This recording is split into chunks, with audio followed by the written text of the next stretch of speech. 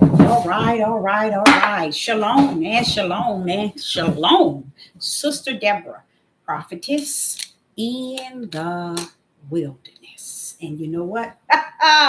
That's all right with me. Come again on this Deborah platform with another message. And I will say this is a lovely Sunday that the Most High Yah has made. And I, Sister Deborah, share and I will rest therein. I'm coming with a message, a little something, something. I don't know how long it's going to take me, but I'm just going to put it out like he put it in me. Let's say it like that. I'm going to put it out like he put it in me. Hello in the live chat. It's good to see you. Oh, I forgot to do this here as well. Okay. And you notice the title. They have gone too far out in the deep. But that's what he's been dealing with me on. And it connects also the end. But they're gone too far out in the deep. And there's no way they shall find their way. As I behold the things in which the Spirit of the Most High suffers me to see and behold in the wilderness, I'm like, okay, it ain't gonna change, is it? It's not gonna change, is it? No, it's not. It's not gonna change, Deborah. So I'm gonna tell you how I feel about me being here in the year of 2023 in July. I feel blessed. I feel grateful. I feel thankful because of how he is dealing with me. I got to put that out there because I think of the things that he's doing and he's revealing to me and he's showing me these things. And I'm like, okay, it's impossible for this sister here, this little old hen, to not be doing the will or have the purpose of Yah's righteous will within me. It's no way. Through my testimony, through my life itself, even to today, vouch for who he is to me. And it's not important who he is to someone else eyesight or who they think he is to me. It's not important. It's important that I understand that everything he's showing me, it has its purpose. And as he say, they've gone too far out in the deep. And now it's just like, okay. And it's like, don't look for anything to change. I'm like, I already know it's not. You didn't will this thing. This thing is coming strictly from the heaven. You didn't will this thing. What I'm learning is they have gone so far out in the deep it's like they all are getting even. Those who had a pin needle of what you would call a pin needle of truth. I ain't gonna say spirit of truth, but a pin needle of truth have dropped that truth and gone far out in the deep. And it's no need in me as a prophetess in the wilderness, a student of the Ruach HaKodesh, to think, to feel, and to assume that it's going to get better. Said the Most High Yah to me. I don't know what he's saying to you. Let that be what he say to you. But what he's saying to me is that they have gone too far out in the deep. They shall not find their way.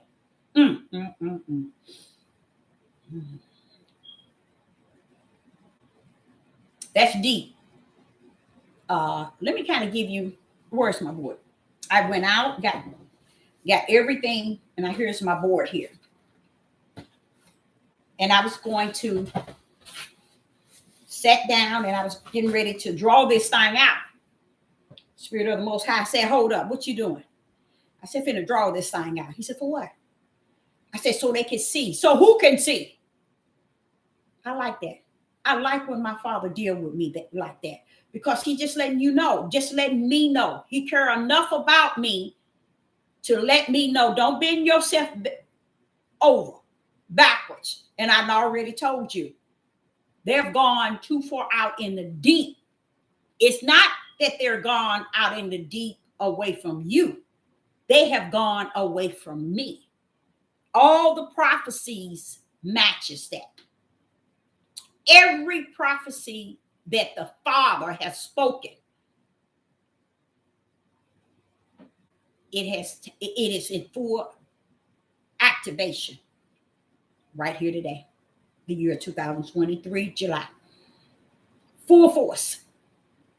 So he's saying, so you just thinking that, okay, you're going to draw this thing out. And I already had it planned how I'm going to show the right hand and the power of Yah in Genesis 1. He said, for what? Do you know how many thousands of years it's been out for them to see? You know how many years, Deborah, truth been there, just waiting for them to grip it in any shape, form, or fashion so I can come in. Baby, don't waste your time. So I started, but now you see, it's blank. Because I said, well, okay then. He said, no, speak that thing. Speak that thing. That's all you need to be doing is speaking it. Whether they receive it or not, you already know who's who and what's what. And that's the truth. So he said the game play is on the individual who wants to play the game. And they playing the game of pretending. And that's what I love about what he says. He said their mouth and their sayings praise me, speak of me. But Deborah, their hearts are so distant.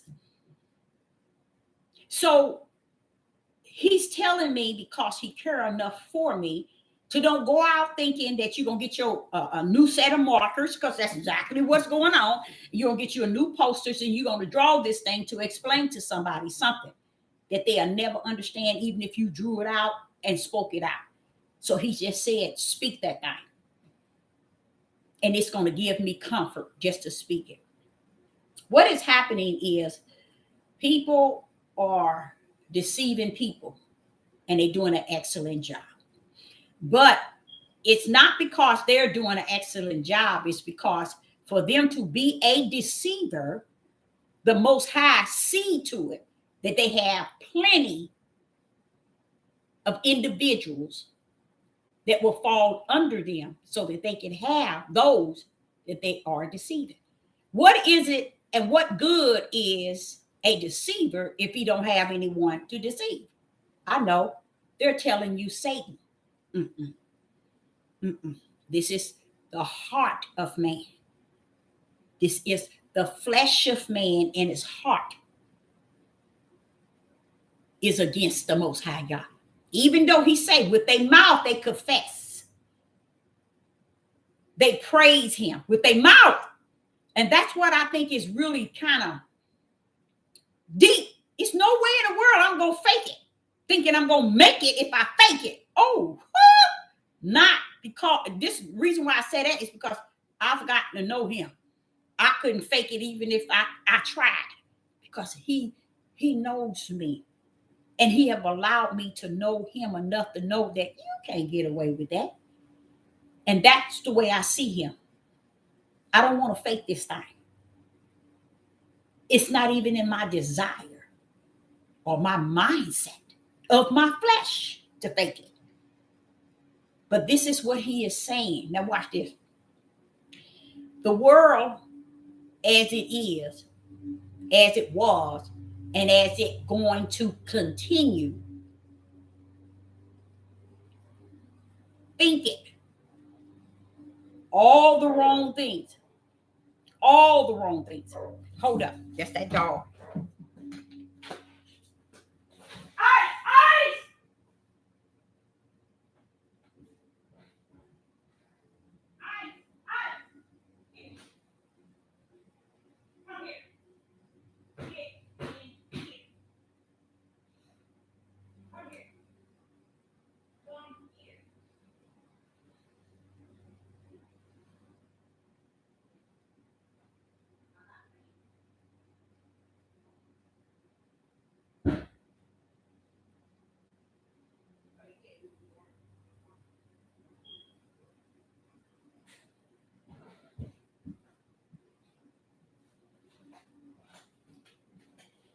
Now he's in trouble. He's in real big trouble. Now, how did this light? I don't know how did this light get like this, but he's in trouble. He's really in trouble. This is like the third time when I tell him to get in here, he refusing to get in here. So that's telling me something. You better do something about that. One thing that dog must not know: this sister don't play. He gonna find it out tonight, so he can stay out there. When I get off this here live, he's gonna find out who I am.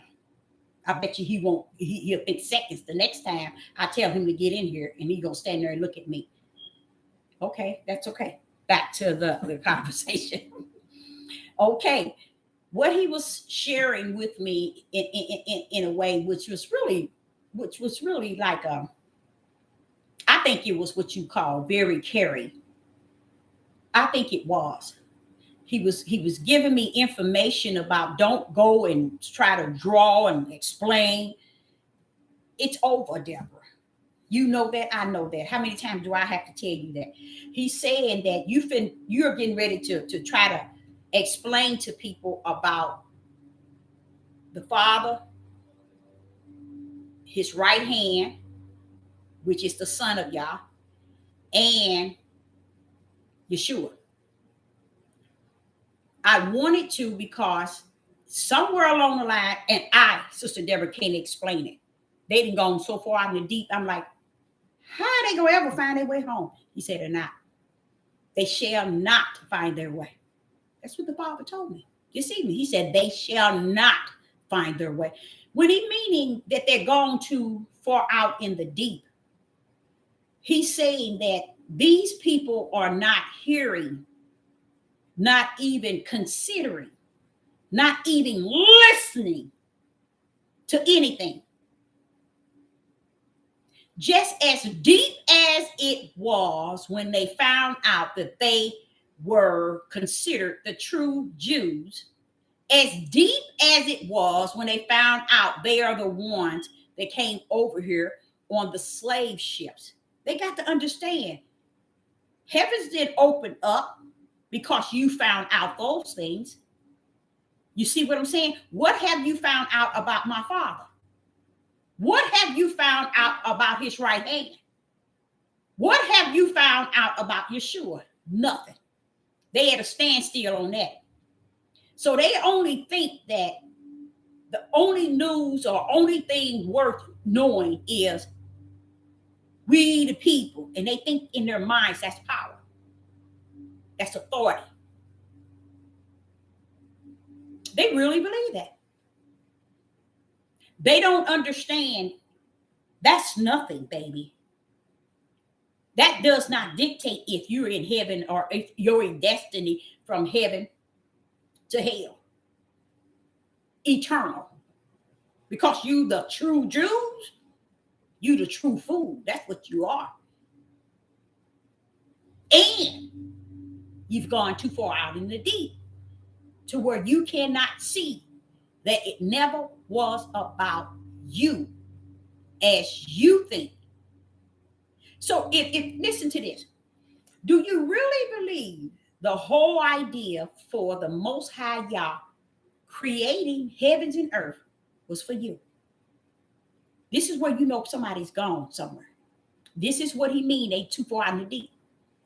When we get to the point where we believe that everything the Most High has created, it was for a bunch of stiff-necked rebellion and disobedient people from Genesis all the way to Revelation. But yet, that's the reason why the world was here. The whole earth was created. Really? This is what he's saying when he said they're going too far out in the deep.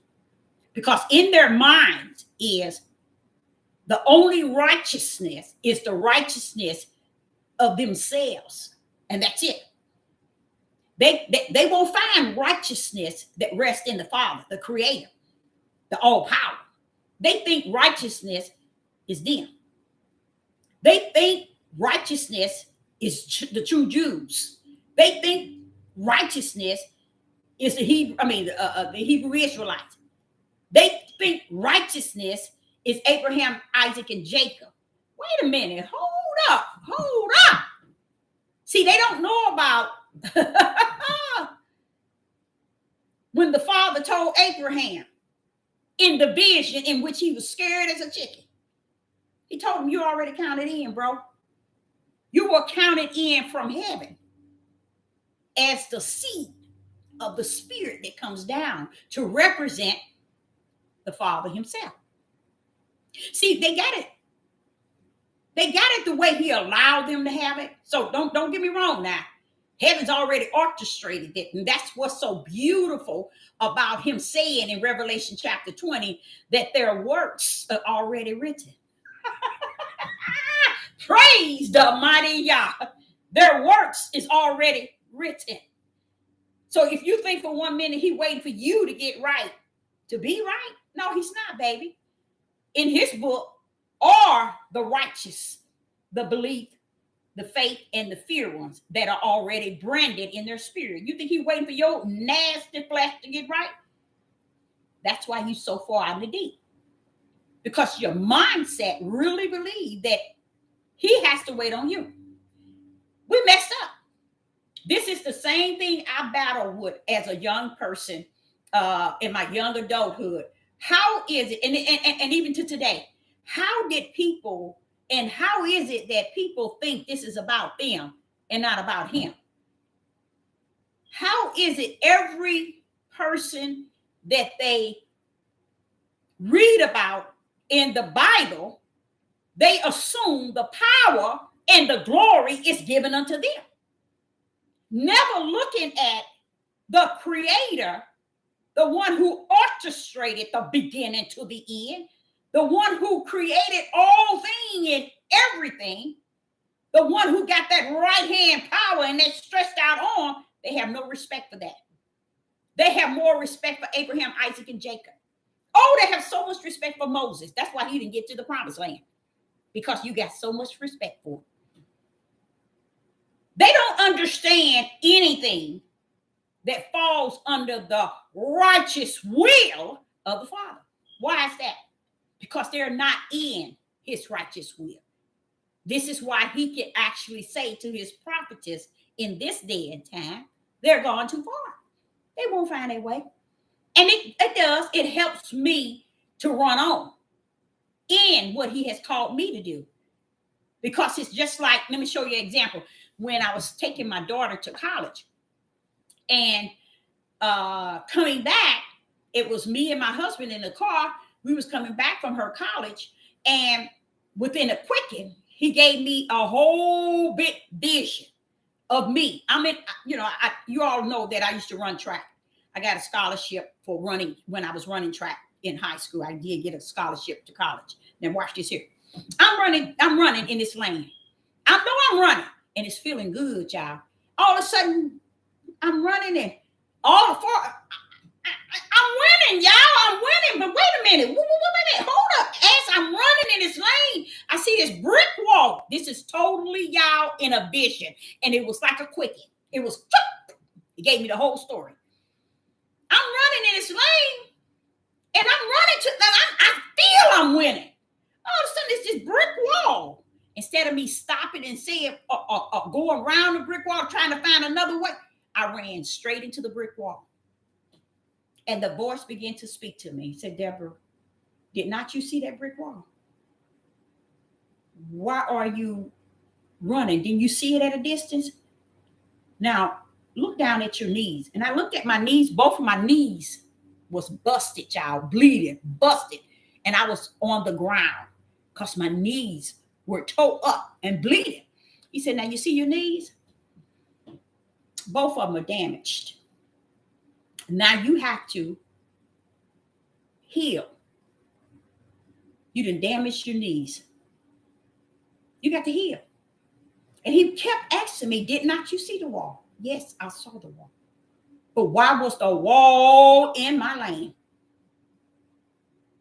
It's not so important, Deborah, that the wall is in your lane. I got to teach you how to go around the wall and stop running into the wall. So what? You know how to run. So what? You know how to run to win. You got to learn to not run into the wall, even though it's in your lane. Do you see that wall wounded?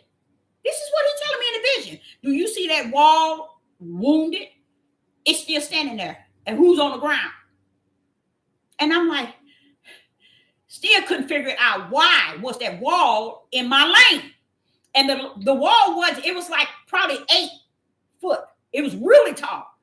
He said, did you think to slow down, go around, or climb around, get up, try to climb over it?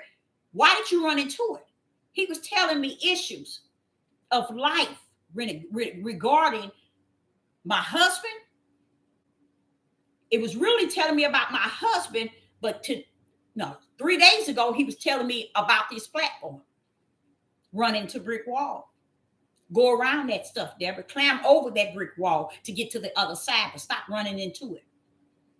It's vain and vax. The brick wall gonna still be standing there like a brick wall when it's all said and done. It ain't gonna think to move. It ain't gonna feel like moving, and it's not gonna move out of your way. Go around that bad boy.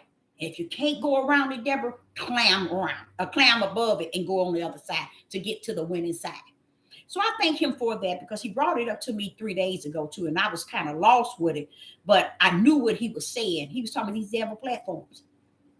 They're like brick walls. People are like brick walls on here. You see, I know, but one thing I do care about the Father saying to me, he said their mouth praised me. Really, it's even in scriptures telling you, people will praise him. They will be praying to him. They will glorify him. He said, but Deborah, I know something beyond their fakeness. I know their hearts. That's why he says, let them run straight out in the ocean, because they ain't gonna find a way home. Since they think that out in the ocean is really where they gonna get what they need. But listen to what he's saying. So as I was running this race, that was the example he gave me. What was that? Ooh, Krista, that was 15. Ooh, my father. Ooh, that was a lot of years ago, y'all, when I took my daughter to college. And he brought it up to me 3 days ago. But the reason why he's giving it to me today to say is because that's really the way it is today in the year 2023. Don't expect nothing out of nobody. Not even a conversation, not even understanding. Because I be like waiting for somebody to at least touch nail to nail. There's nothing there.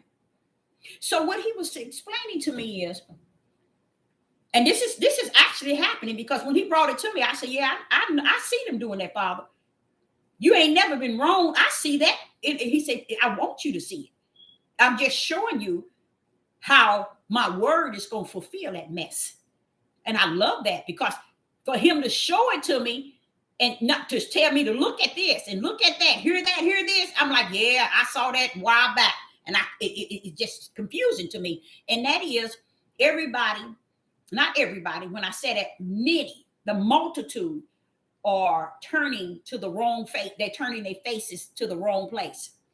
And he is allowing them to fulfill their heart desires.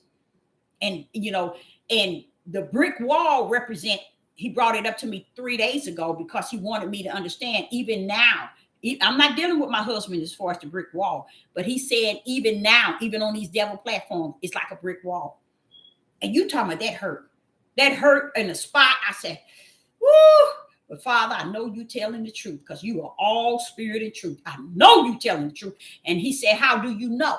I said, because I believe every word that proceeds out of your mouth to my spirit. And another thing, Father, I'm living that thing. I'm feeling that thing, Father. He said, it is me that suffered you to feel that thing. Because if it's not a feeling of the flesh, it's the feeling of the spirit. That you when you're talking, you just standing here and you're talking to a brick wall, and he just want me to know. People done gone so far in the deep, Deborah, no matter what you say, they ain't gonna see dry land. Praise the mighty Yah. That's called deliverance in such a time as this. And you know what else he dealt with me with? He dealt with me on the sea and the weather, the storms and the lightning and the hailstorms, all of that taking place. And he was telling me all of these things that the angel are bringing upon the earth. Didn't I tell you? But what did I tell him? He said, I told them to mark mine. Praise the mighty God. He told them to mark his. You see, until you mark mine, and then you go back to doing what you were sent to do. And I see the weather. I see the earth being tore up from the floor. I'm looking dead at it. Even though I'm in the wilderness, I can see it in the spirit. I can see it in the natural. See, Yah is always having his witness on the earth. See, that's something else y'all didn't know. He gonna always have his witness on the earth as it is in the heavens. He's gonna always have him. See, we're thinking that he shouldn't have nobody down here because all of us want to clown. You go right ahead and clown. He gonna have his always. He is gonna be down here, and he ain't gonna be one you like. He ain't gonna be one you hear. He ain't gonna be one that you take heed to. It's gonna be the opposite. It's gonna be the one you hate what they saying, hate what they doing, hate how they teaching, hate how they speaking, hate everything, and find error in everything because there's no spirit and truth in the heart of the individuals. So let me tell you, they're gone too far out in the deep, and they shall not find their way. I love that because it's so much comfort in hearing that from y'all. It's so much comfort because you be trying to figure it out. Well, wait a minute, why ain't nobody? But when he come and tell you that, you say, that's it. Now it makes sense. Now it makes sense. Where is it making sense at? In my spirit now. The flesh sees it, but the spirit receives it.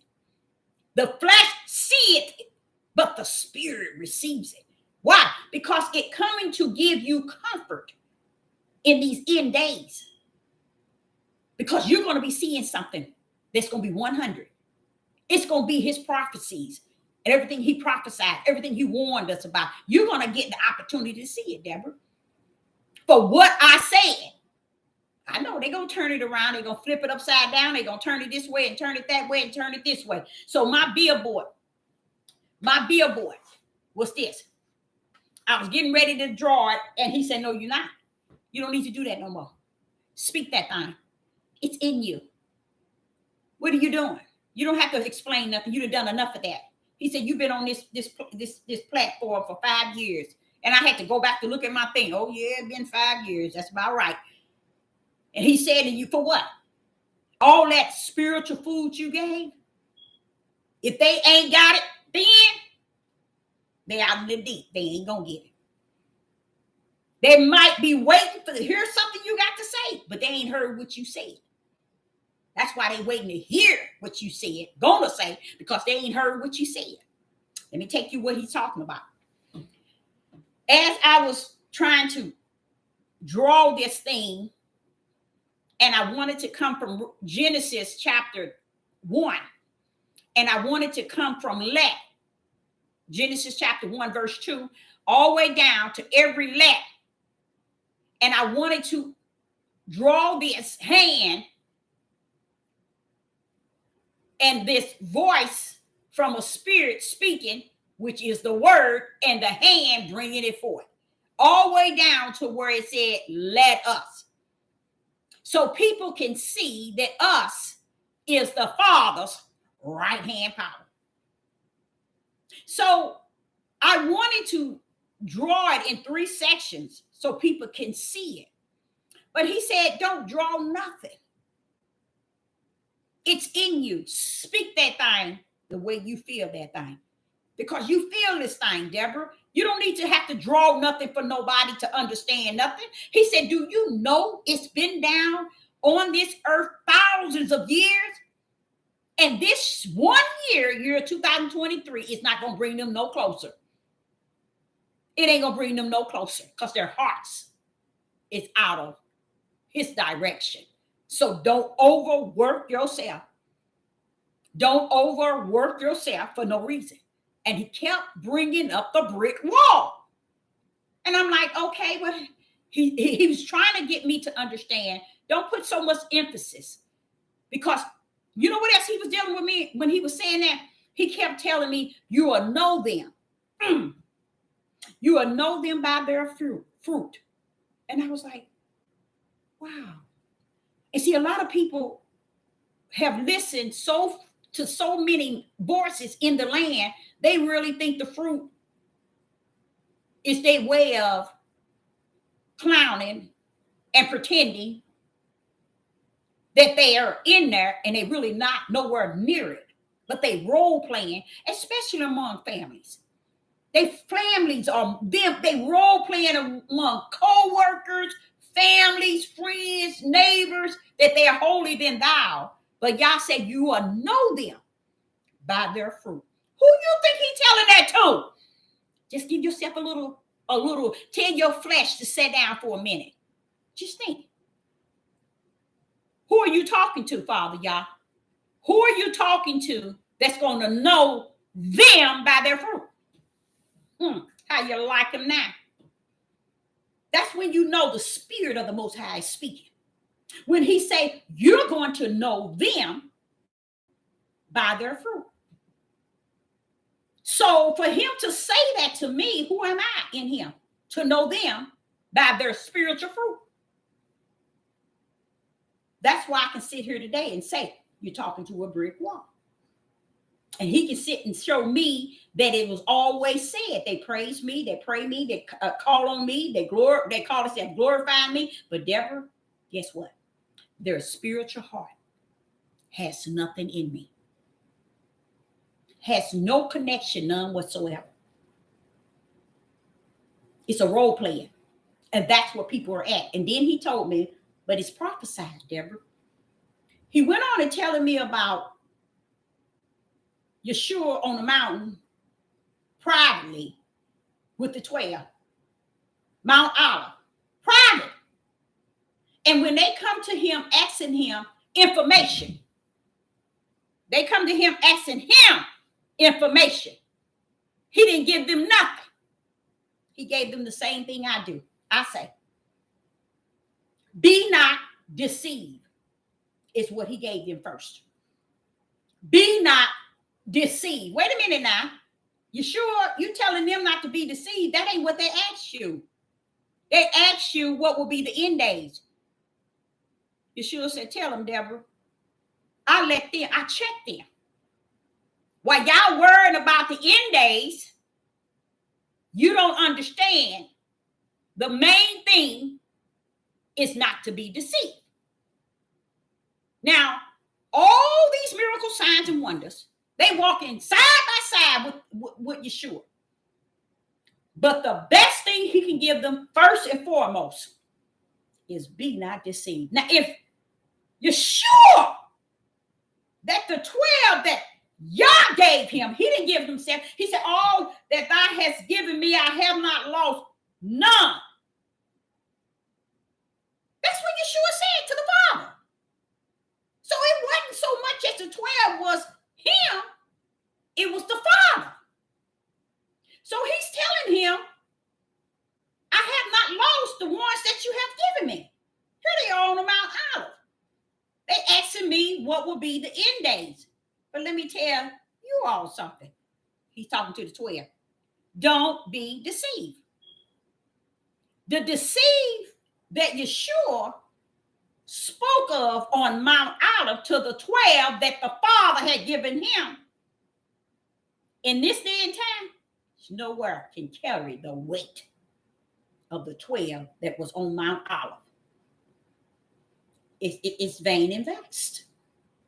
That's how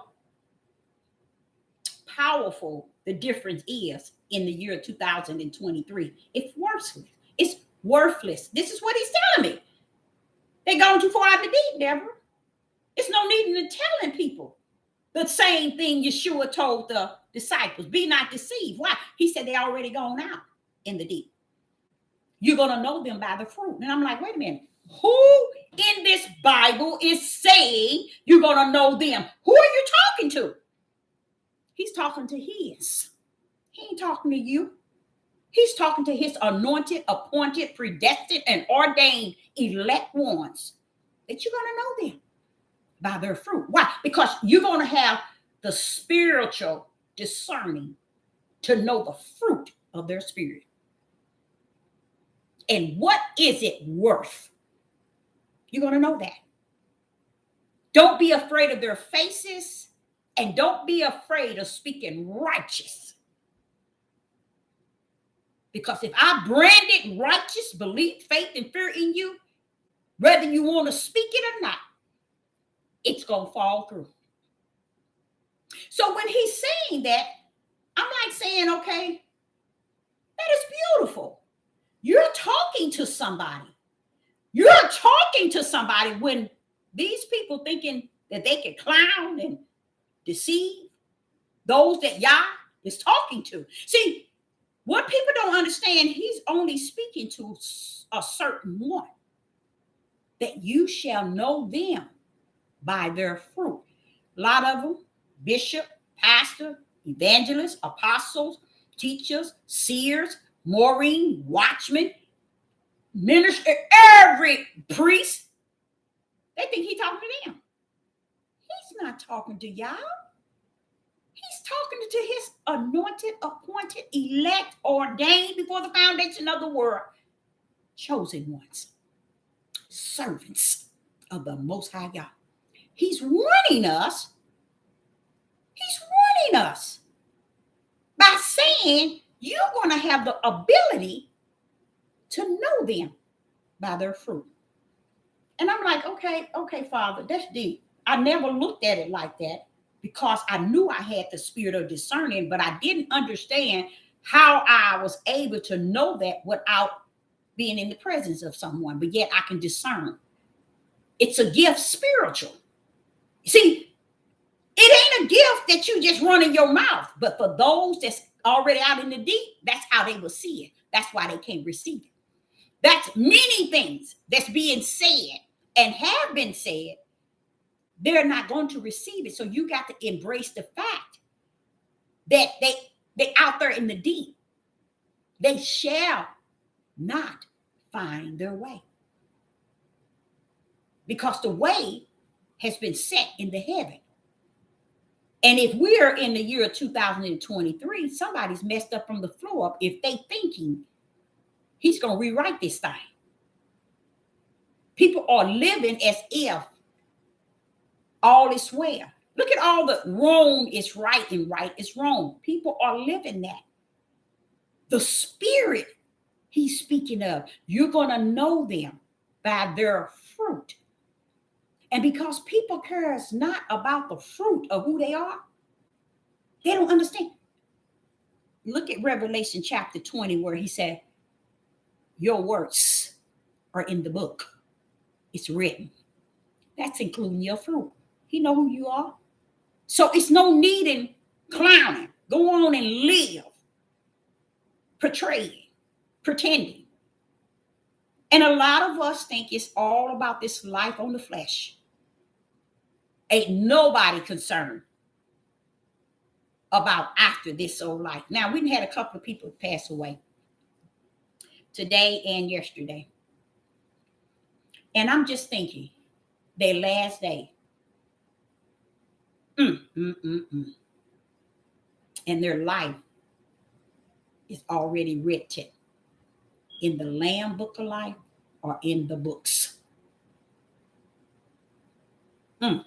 So what people do, they prepare their funeral and what? Deceive many that this individual is gone to the heavens with God.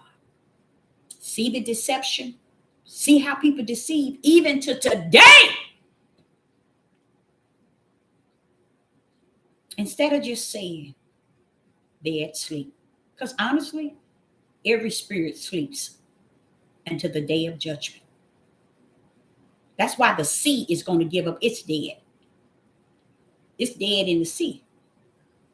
It's a spirit sleeping in the sea. It's already dead. Dead means lake of fire. You see? All the ones going to the lake of fire, they are already in the books with an S. While we're sitting clowning, lying to people, deceiving people, faking,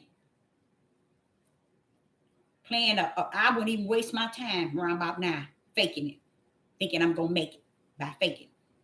Because the one I come to know, he don't give me that time of day. I don't get to do that. I can't do it. I can't even if I try. He just don't play with me like that. And I don't play with him that way either, because I see him above that. So when he's saying they're going too far in the deep, this is what happened. So I said, okay, I showed them how the Father is the power, and the power is the beloved right hand Son that he created to come down with the Son of Man, so they can understand. Because Father, it was a time where they almost seemed like they were getting it, but right now, and this Most High is not out here trying to deceive nobody. He is so 100. Because when he said it to me, I said, Father, y'all, that's exactly the way I see it. When he told me that, when he said it gone too far, I said, Father, but that is exactly the way I'm seeing it. It's like, forget it. They gone too far out. They don't take heed to nothing you're saying. They don't have nothing to go in the right direction as far as the light of truth, because they're so busy living this flesh life. They think this flesh life is more important than anything. Oh, I'm going to live it the way I live it to the utmost, baby, because the books and the book is already written. So what did Solomon say? Enjoy it. That's your portion. And that's what he was saying. You better go on and enjoy it on this earth, because that's your portion. That's about as much enjoyment you're going to get. And that's what he said. Because a lot of people really believe in the lies than any truth. Now, I'm like, okay, but Father, how did they get that far believing? Now they talking about, is the Father the Son, and is Yeshua, which is Jesus, the Father? And I say, but Father, it's plainly seen. He said, Deborah, you can see it, but they can't. So what is going on? The right hand power. He said, I will bring upon them a strong delusion that what? They cannot see. See, people don't believe he can do that. People don't believe that right hand is holding the prophecies that Yah has spoken. His own right hand power is holding the prophecies that was already prophesied. Just taking them and putting them out as he goes, according to his will. And we're actually out here trying to fake it until we make it. And don't even know that you ain't gonna make it nowhere. You're already in the book. You either the book of life or the books of the eternal life in the lake of hell. So when we trying to sit here and role play our lives to pretend, I thank him for when he said, Deborah, have you ever thought about when I say you will know them? Who is you? I said, Father, I never gave that a chance. I never gave that a chance of thinking, who is this you talking about? Until he told me, it's you. And I said, but I already had that spirit of being able to discern it. So when you were saying that, that's what you were saying. He said, yes. Now you understand that in the fullness. And I'm like, oh, that makes a lot of sense. When I'm thinking that I got a extra portion, no, baby, you got what I had already willed you to have. And it's called that. It's called, and you might see it as the gift of eyes, or the gift of the arms, and the gift. It's the gift of being able to discern the fruit of their spirit. You see? Because it doesn't take you to be in the presence of anyone. It doesn't take you to know the individual as per se, one-on-one, you in their face. No, it don't. The power of the Father's gifts goes beyond all that. The fruit speaks for who you are. This one young girl, I said it, and I got a couple of people who they said something. I got to go back to check out what it says, but it says something about, I explained to her a beautiful family. She got her and her 3 little boys and her husband, and they on land. They got all this land, they got cattle, and they got all of this, and they call it, it's all about God. Everything they say it's all about God. Well, today the Spirit of the Most High told me to give her a message.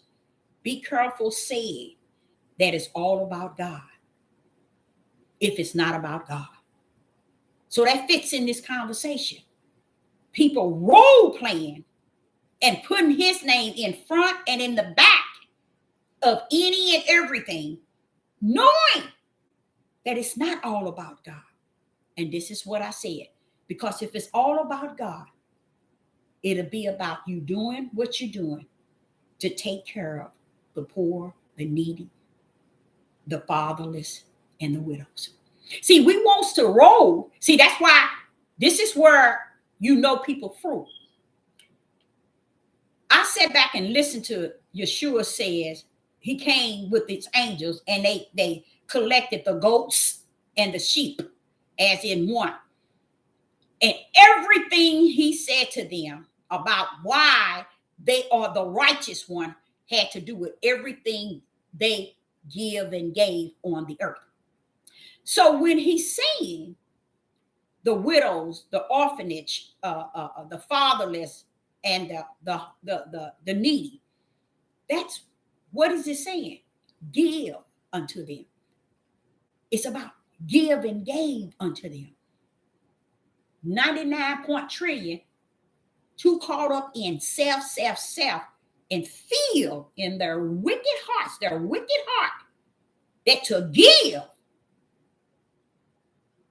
I'm too darn selfish to have a heart to do anything outside of for me and mine.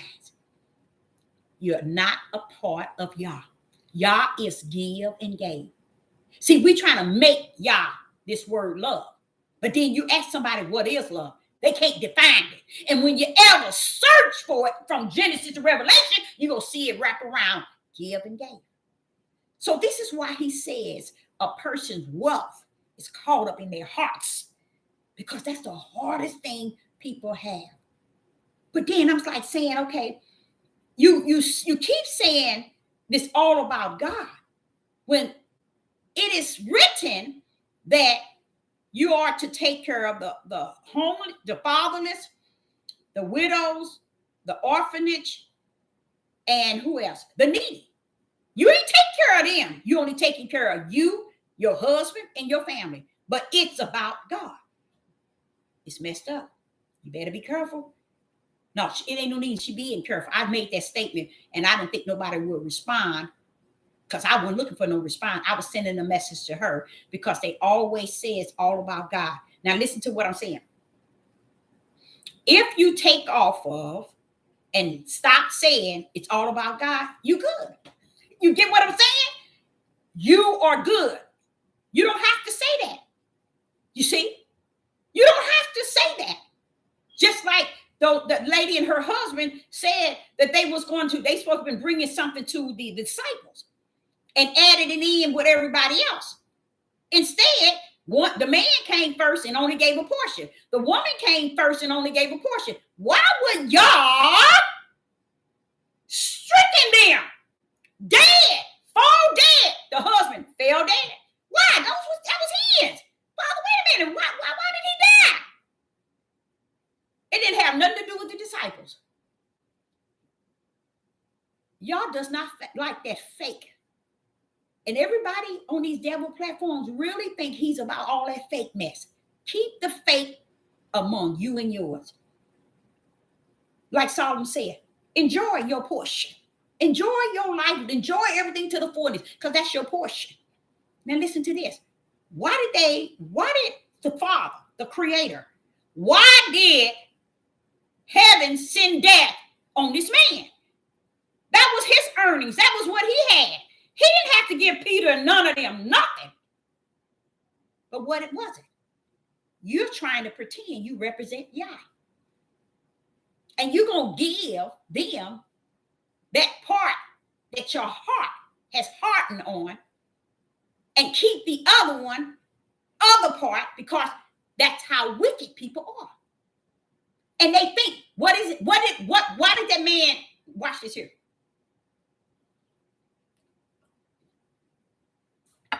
Why did heaven send death on him? They said he fell right at the feet of Peter and them. Peter and them, dead. Peter and them didn't do nothing to him.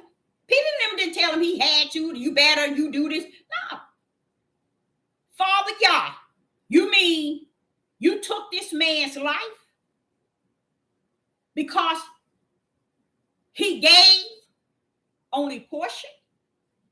See, y'all don't like that. That's why I know many of you all are all out in the deep. You ain't gonna find your way home.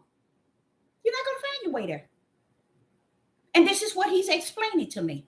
Don't go writing on that board trying to teach nobody nothing. They too far out in the deep. Now here his wife come. Why did they come separate? That's another thing. See the conniving in it? See the conniving? So here come the wife. Husband dead. They took him out and buried him. She gave her portion. Stay your tails home. Keep what you got. Why are you all pretending that you're doing something that you're not? Why did the Father send death for her, his wife? She fell dead right then and there. Right then and there. Y'all didn't see them to be worldly, to be in the months of what he has anointed and appointed. Why? Because their hearts wasn't right. Their hearts wasn't right. Because no one asked them to give nothing. And if you gave because it's what the heart of God put on you to support the ministry, to help the whole ministry that Peter and them was helping. And that means everybody that was joining the ministry and everything. Peter and them wasn't caught up in it. Did you ever think what Peter and them said when they saw the man drop dead? They didn't do nothing but bury him. Put him over here. She came along, she gave. Now don't think the man gave. You that word gave. The woman gave. But guess what? They wasn't disrespecting Peter now. They was disrespecting Yah. Because those that was connected to Peter was Yah's anointed ones. He wasn't sending those fake ones to pretend that they're in there with Peter now. Y'all took their tails up out of here. He died first. Peter and them just picked him up and buried him. Wife came in. She gave. She died. Put him in it. See what I'm saying? Did he give? Yes, he did. Peter and them received whatever he gave. But y'all said that wasn't good enough for him. Death, get his tail and get him on out of here. She came right behind him. She did what? Did the same thing. Did she give? Yep. Death came for her too. Don't mess with my Father. You don't know who he is. You think you know. You play with him like that. And that's what he's saying. Let these people run out in the deep where they mindset and their hearts really rest their in. Don't go drawing. Don't go and breaking this down, breaking that. Just whenever you can, go out on the highways and byways and minister to those who sitting here waiting to connect, which I have been doing lately.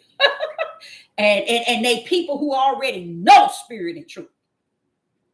These are the devil platforms. So if this is the devil platform, a lot of devilish people are coming on here to eat up and then go back and still have a rotten heart saying they representing Yah. So why did both of them, nobody ever think about my most high in nothing that has to do with this book? Nothing. No one ever would have gave that a thought. Both of those, wife and husband, was connected to what? Give. And what happened? They gave because give and gave is Yah. That is Yah. So when you run around here trying to define love, oh, I love them, I love, go on role play that. That's out in the deep too. You're going to represent Yah. You're going to have to represent him in that which you love the most of. You're going to have to show it to the Most High Yah, who you love. You. Because if you really think, why did they die? Why did this man die? Why did his wife die? And why did the Most High Yah? What? Okay, Most High Yah. What was the purpose of that?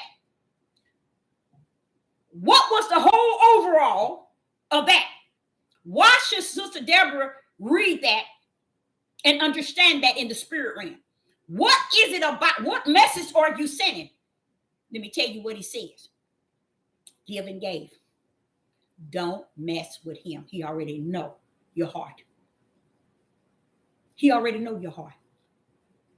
No one has to do anything or say anything. That example was for us to see it as something. Don't play with the Father. He don't need a thing from you. That's what most people don't even understand. He didn't need that lady nor that man and what they had to give. He didn't need it. It's where their hearts. They weren't doing it to Peter and them. They was doing it to Yah. Because Yah knows where your heart really is. And it's wicked and it's evil and it's conniving.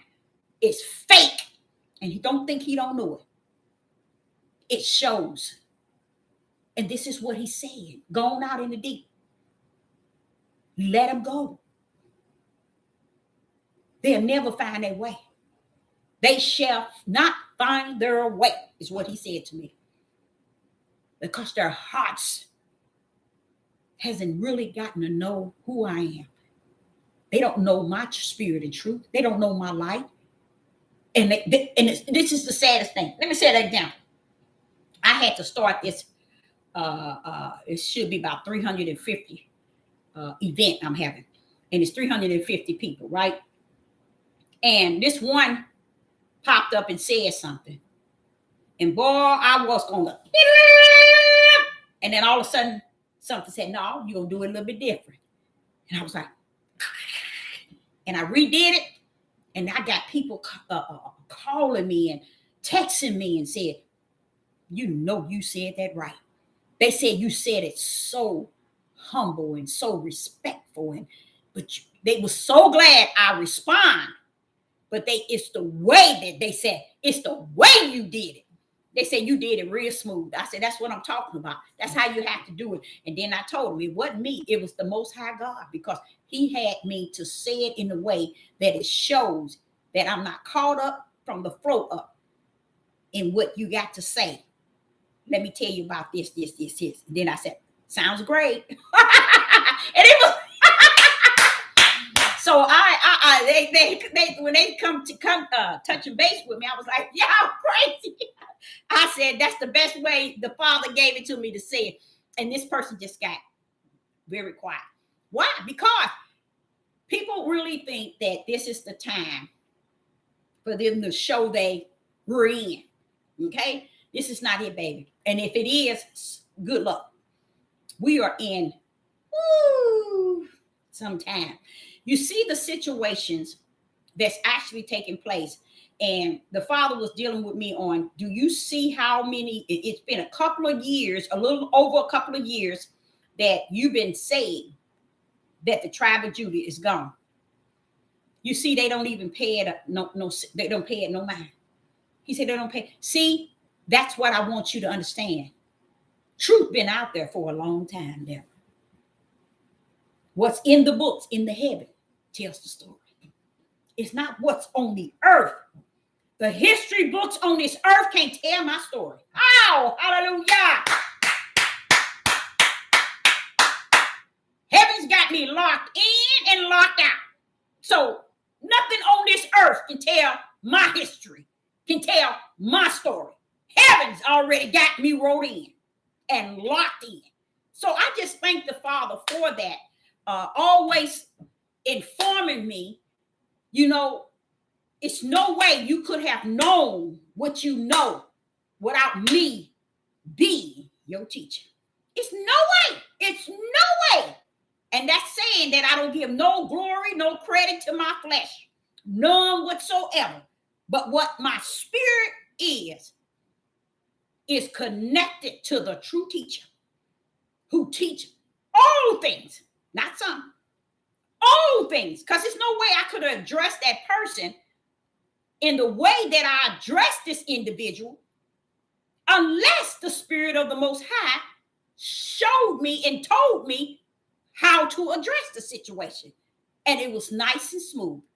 So what I'm saying is, we just hear y'all waiting. Look at all the stuff and everything that's going on, everything. I'm like, oh, Father. Oh, Father. And if it had not been, I don't know if y'all know anything about this. It's called long suffering. Without the spirit of long suffering, he ain't talking about you. 2 people passed away in the last 2 days. Do you think one had cancer? Do you think that's long suffering? Come on now, that's for the flesh. The long suffering is for the spirit of those who know spirit and truth, but got to sit in this world and suffer the fact to see those that don't, but yet suffer like Yeshua. He came down here knowing 100% righteous in the midst of an earth, a world that was 100% unrighteous. How can that match up?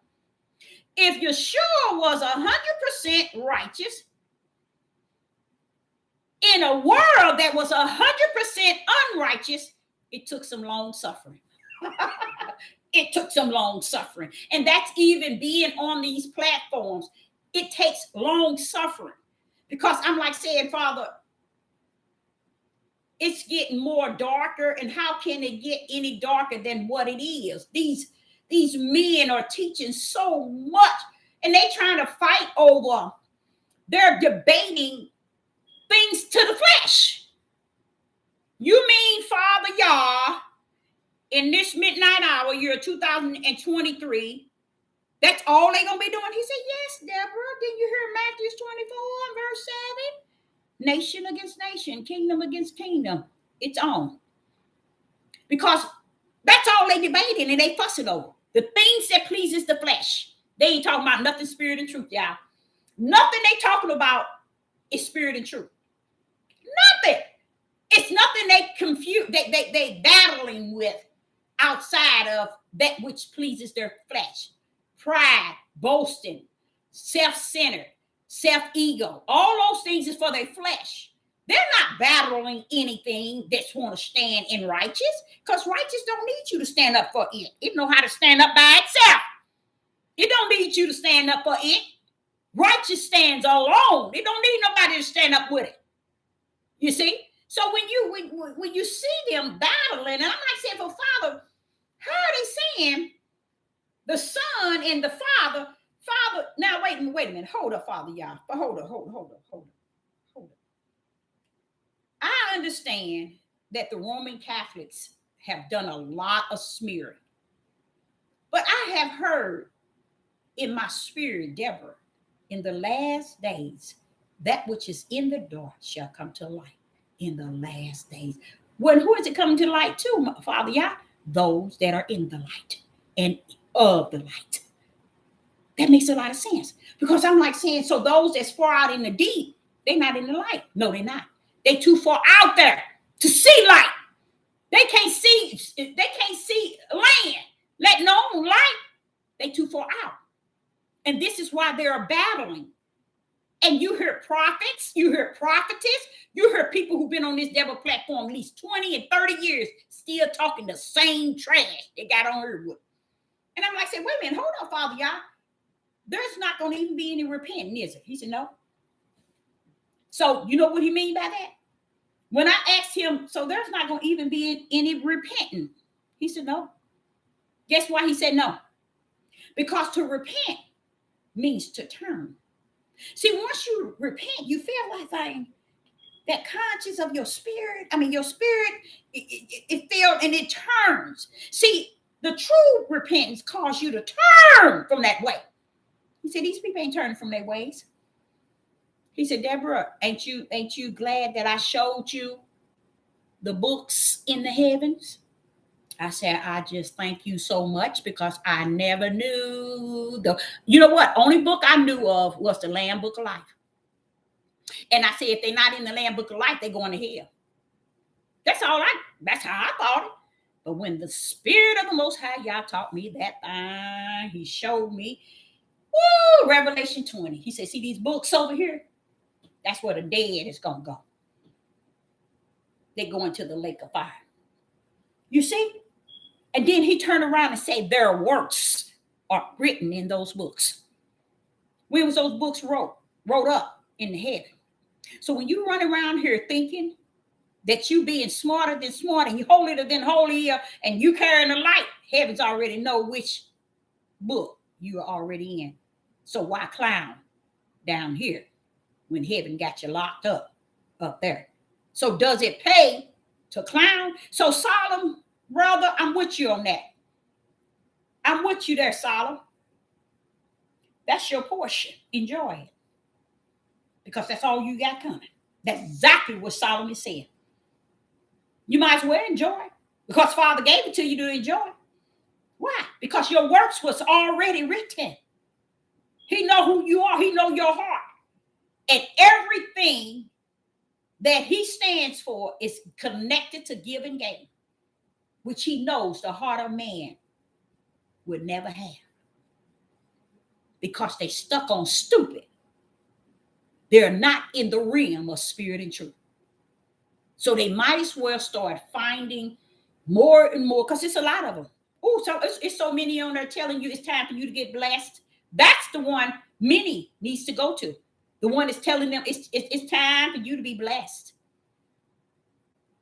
He's coming. He's going to bless you. This is your season. That's the one everybody needs to go to so they can get blessed. Because if you can't see what's going on, Frenchall, this man named Frenchall, who I think I told y'all about him. To me, he dips into darkness, okay? But what I learned about the darkness that he dips into is the darkness that he's dipped into is revealing the darkness that's actually out there. I found out about that 2 days ago. I said, wait a minute. The darkness that he dips into is really the darkness. He just don't know how to speak it in truth. He just don't know how to bring it to the light because he's too busy playing in the darkness to where he don't understand. You can't sit and play in darkness and think that there's no light, because that's all you're going to be about. And that's what he's living his whole life with, playing with that darkness. But in the darkness that he's in, no, not that he's in, yeah, that he's in, and the darkness that he's speaking of, Sister Devin already can see it for what it is. And I said, but he playing in darkness. He playing with fire. Because I don't care what. And he's seeing the darkness, like Sister Debbie called it midnight. When I said, you see what time it is? Midnight. That's the darkness he's in. He's swimming in that.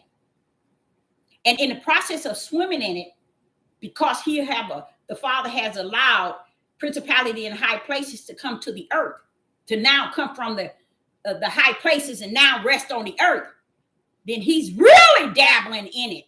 But he's dabbling in it and telling the darkness exactly what's going on, but he don't have it under righteousness, meaning he don't have the fullness, okay? So a lot of what he's saying is found under that darkness, but that also matches my Father. That which is in the dark shall come to the light. It's in the dark, y'all. It's in the dark, y'all. And how is it coming to light? Because Yah is revealing it to his servants, his anointed, appointed one in these last days. You see, and this is why I'm saying regarding him. He only reveals darkness, darkness, darkness, darkness, darkness. And he began to play in what he's seeing in, not he ain't seeing it, but what, yeah, I guess that's what he called himself doing. He look at the numbers and the colors and so on. Now, he's almost nailing it, but not in righteous and not in the light. He's nailing it still in darkness.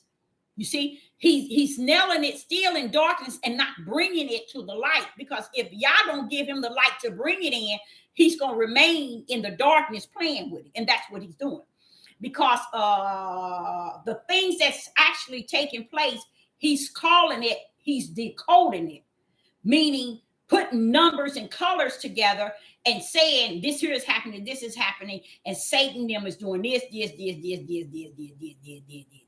See, but he's saying they're speaking without speaking somewhat of what he's saying, because he's tapped in the darkness and he's playing with it, and he ain't bringing none of it to the light. Meaning, you don't hear Yah, you don't hear the Most High God getting the glory out of revealing anything to him. So he is just pretty much getting his glory from the YouTube page. People praising him for bringing darkness so they can understand the darkness. I don't know if y'all understand that. He's bringing darkness to the sight of the natural eyes, and people are praising him for it. He's not bringing it to the light, because, and you know what, even if he couldn't bring to the light, even if he tried, if Yah hasn't given him the ability to bring it to the light, meaning warning people.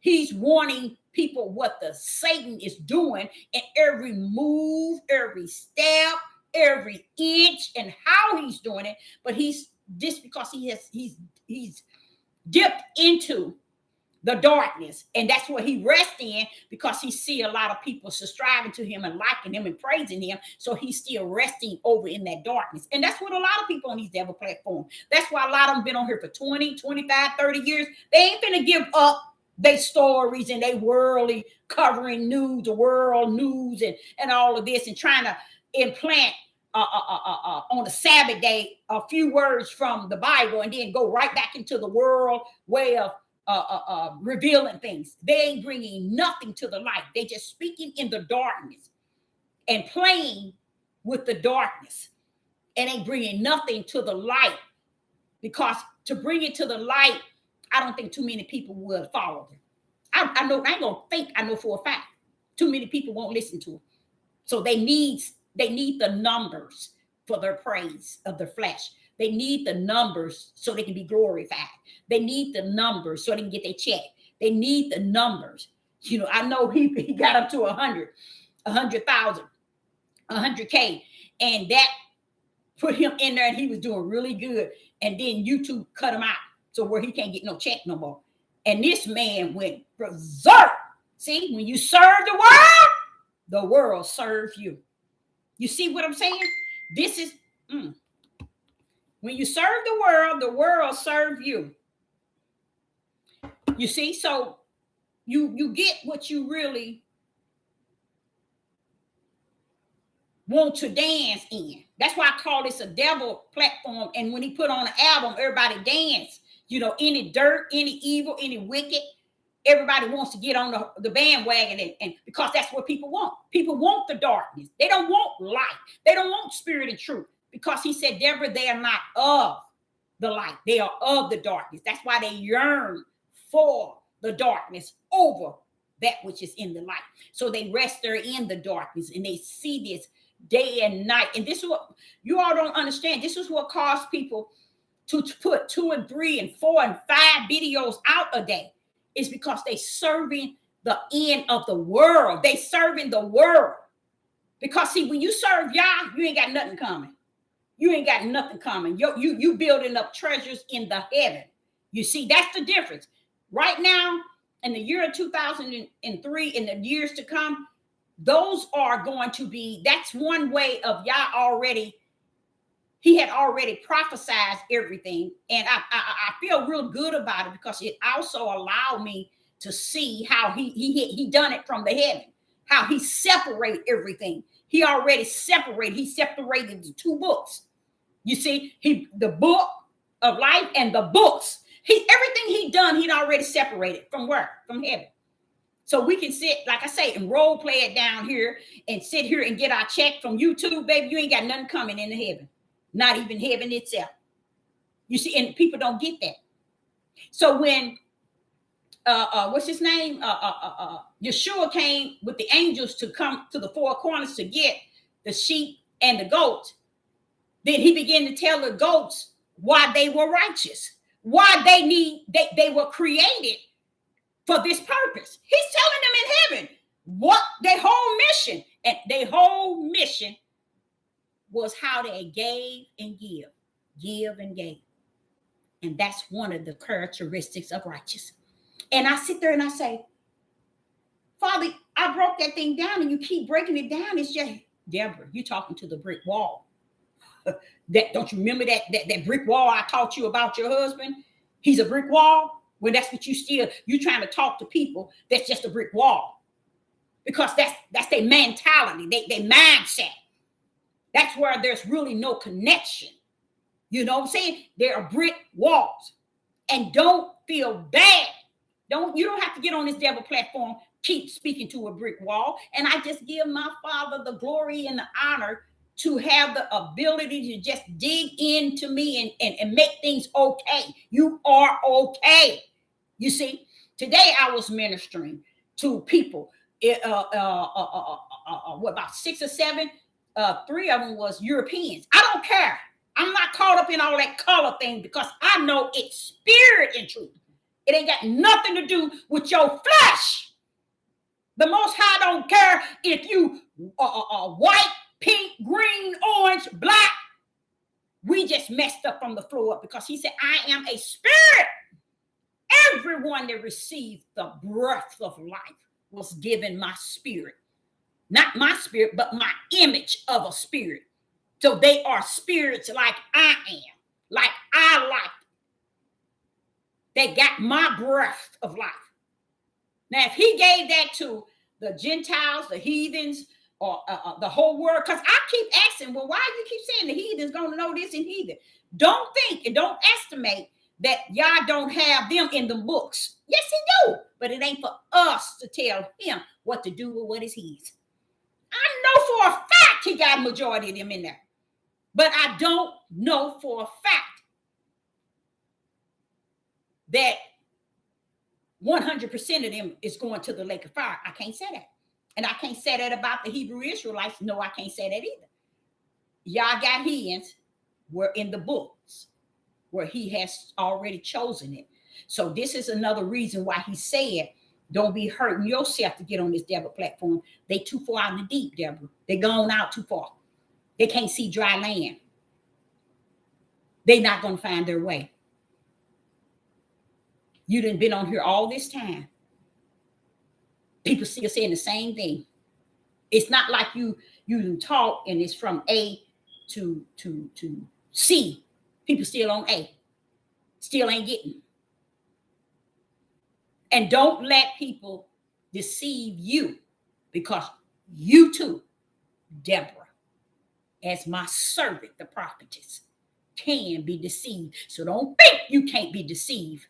That's why Yeshua told the 12 on Mount Olive, a private location in Mount Olive, he mainly told them, be not deceived.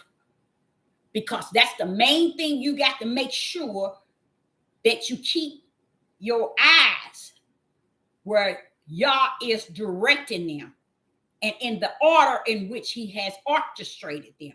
And that's what the Most High, Yeshua was telling his disciples. Y'all want to know about the end, but I'm going to tell you something about now. See, y'all worry about what's going to happen at the end, but let me tell you something right now. Don't y'all be deceived. Now, these are the ones that the Father was going to bring the Russian war and win and say, put his spirit in them. And then what did they do? All of them had the power. They was waking up dead, healing the blind, the lame was walking. Yes, they had the power. But why was Yeshua telling them don't be deceived? Same reason why the Father is telling me.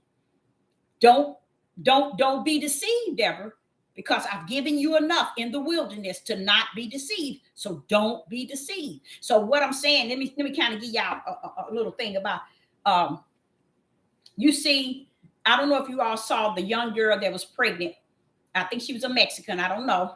And this black guy, I believe he's a black guy, got out of his car and she was going into the service station and he was about to rob her. At least that's what they said. You know how the news lied, but that's what they said.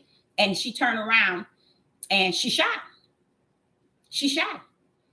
You see, but see, the same thing with the other lady that the guy was hitting. Do y'all know 99.9 of your Hebrew Israelite men said she should have shut up? And that's what she get. He should have hit her. This is what I'm trying to tell y'all. So when you running your stupid tails out here, hooking up with these sick men, and you think because they say they are Hebrew Israelite, I don't give a rat's behind if you are a Hebrew Israelite. I don't give a rat's behind if you are a true Jew. If you ain't representing my Father in the heavens with righteous belief, faith, and fear, stand down, clowns. You ain't got nothing coming. Because this is the mindset. And then guess what he told me? So when those two women shot these men, the first thing the father said, he said, now, what do you remember? What did I tell you? Didn't I tell you they were gone? I said, yeah, Father, yeah. Didn't I tell you they gonna die by the sword and the mighty men? He said, he's still going, it's gonna be upheld.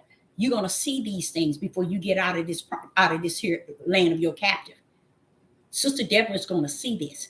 See, when he's saying this to me, he ain't saying, I'm gonna come and swoop everybody out. And then he said, no, it's gonna happen, and I'm gonna come and get mine. But you're gonna see these things.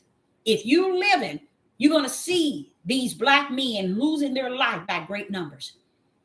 Because now, not only are they doing it to the black women, they're doing it to the white women too. And they're playing into the hand of the darkness, Satan. Because the United States need 100% to get started a riot. And let me tell you why.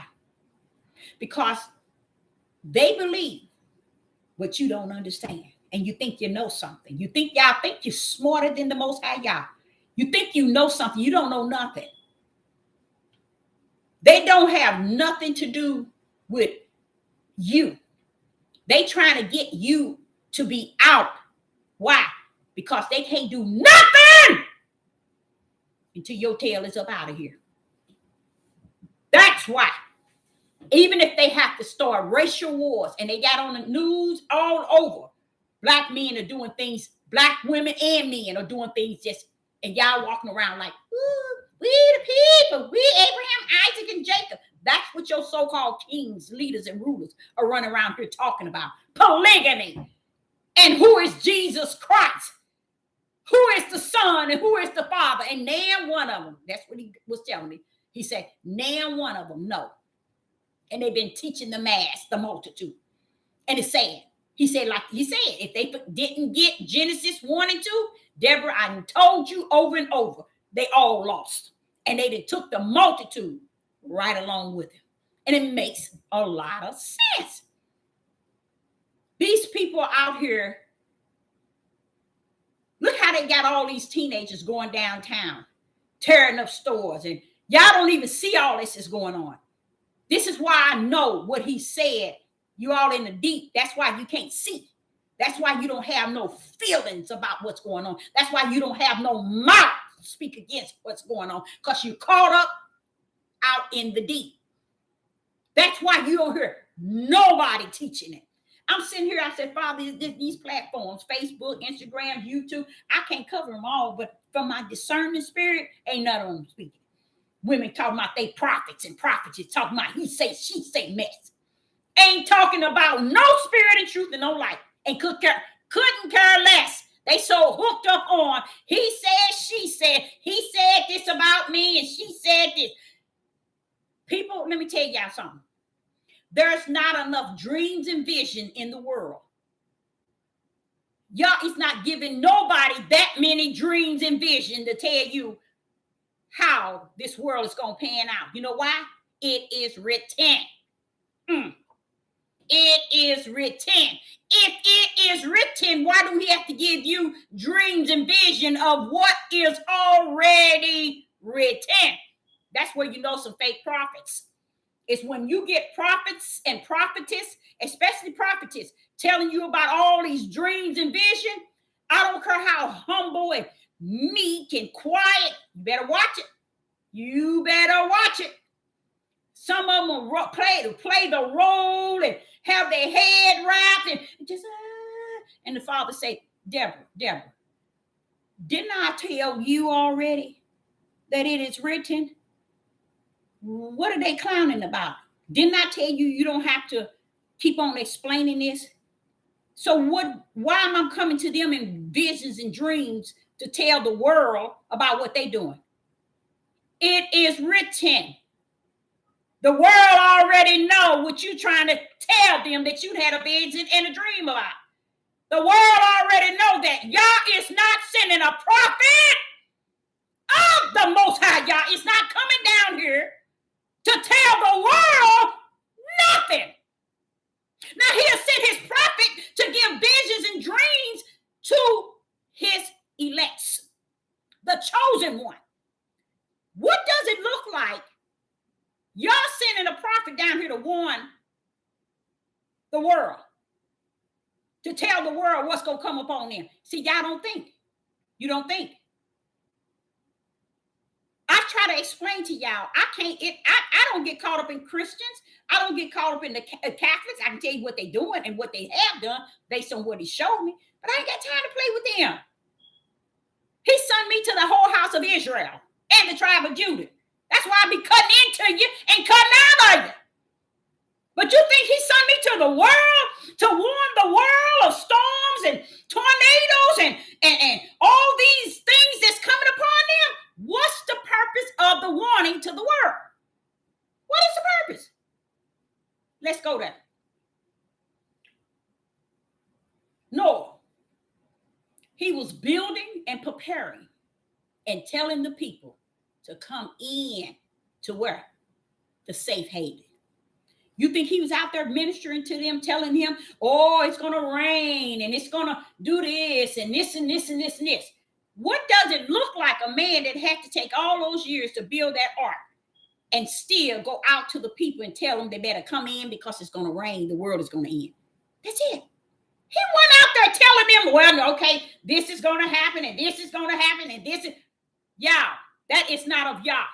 See, what happens is people get so addicted. Satan allowed them. Let me tell you what I did. I'm going to come back to that. I had to do my mother's hair 3 days ago. And she was asking me about Trump.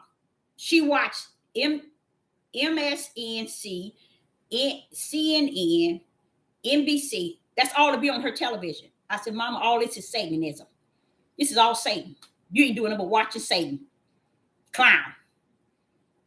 I didn't even want to say that to that elderly lady, but you know what? Truth don't need nobody to stand with it. Just speaking and stand down. She said, so you think that this here, Mama, all this is Satanism. And I want to so much break it down to her. And the father said, oh, back it up, stay in your lane. That means don't waste your time. A lot of times that's what happened. You can care about people enough to want them to know spirit and truth and the light. But the Father is saying, Deborah, that time is up. Leave them people alone. Let them go on their way. They already showed you through their fruit that they ain't about. You know that. I gave you that gift to see that. So continue to trust in what I've given you to see. Trust in what you've seen and what I've given you to see. And hold firm to it. So if a person is out here telling you about the dreams and visions and dreams, why are we trying to rewrite a book? Everybody trying to rewrite this King James Bible by telling people dreams and visions that already been spoke of in the book. So how is the Most High dealing with you on all these visions and dreams to come to warn the world?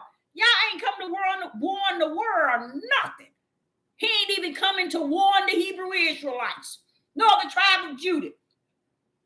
My calling is for the house of Israel and the tribe of Judah to understand you messed up from the floor. And that's what I've been doing. And I keep it going. That's what I was called to. But you think y'all ain't son not one prophet, not one prophetess with all visions and dreams that this is going to happen and this is going to happen. Wait a minute, hold up. Where is y'all in this? Where is he getting the glory?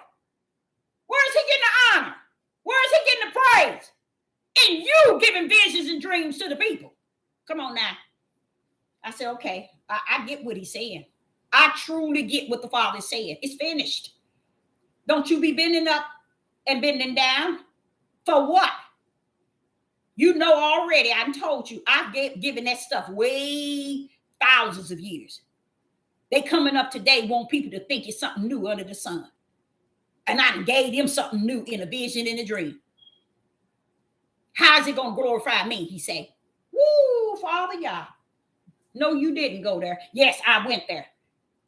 Me giving people visions and dreams in a way of showing and warning the world.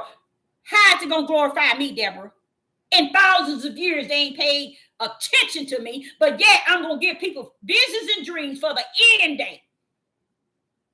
To the world. This devil platform is the world, y'all.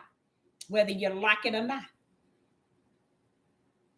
And people are on here feeding the world trash. I come to warn Satan. I'm going to be on here speaking what my most high Yah gives me.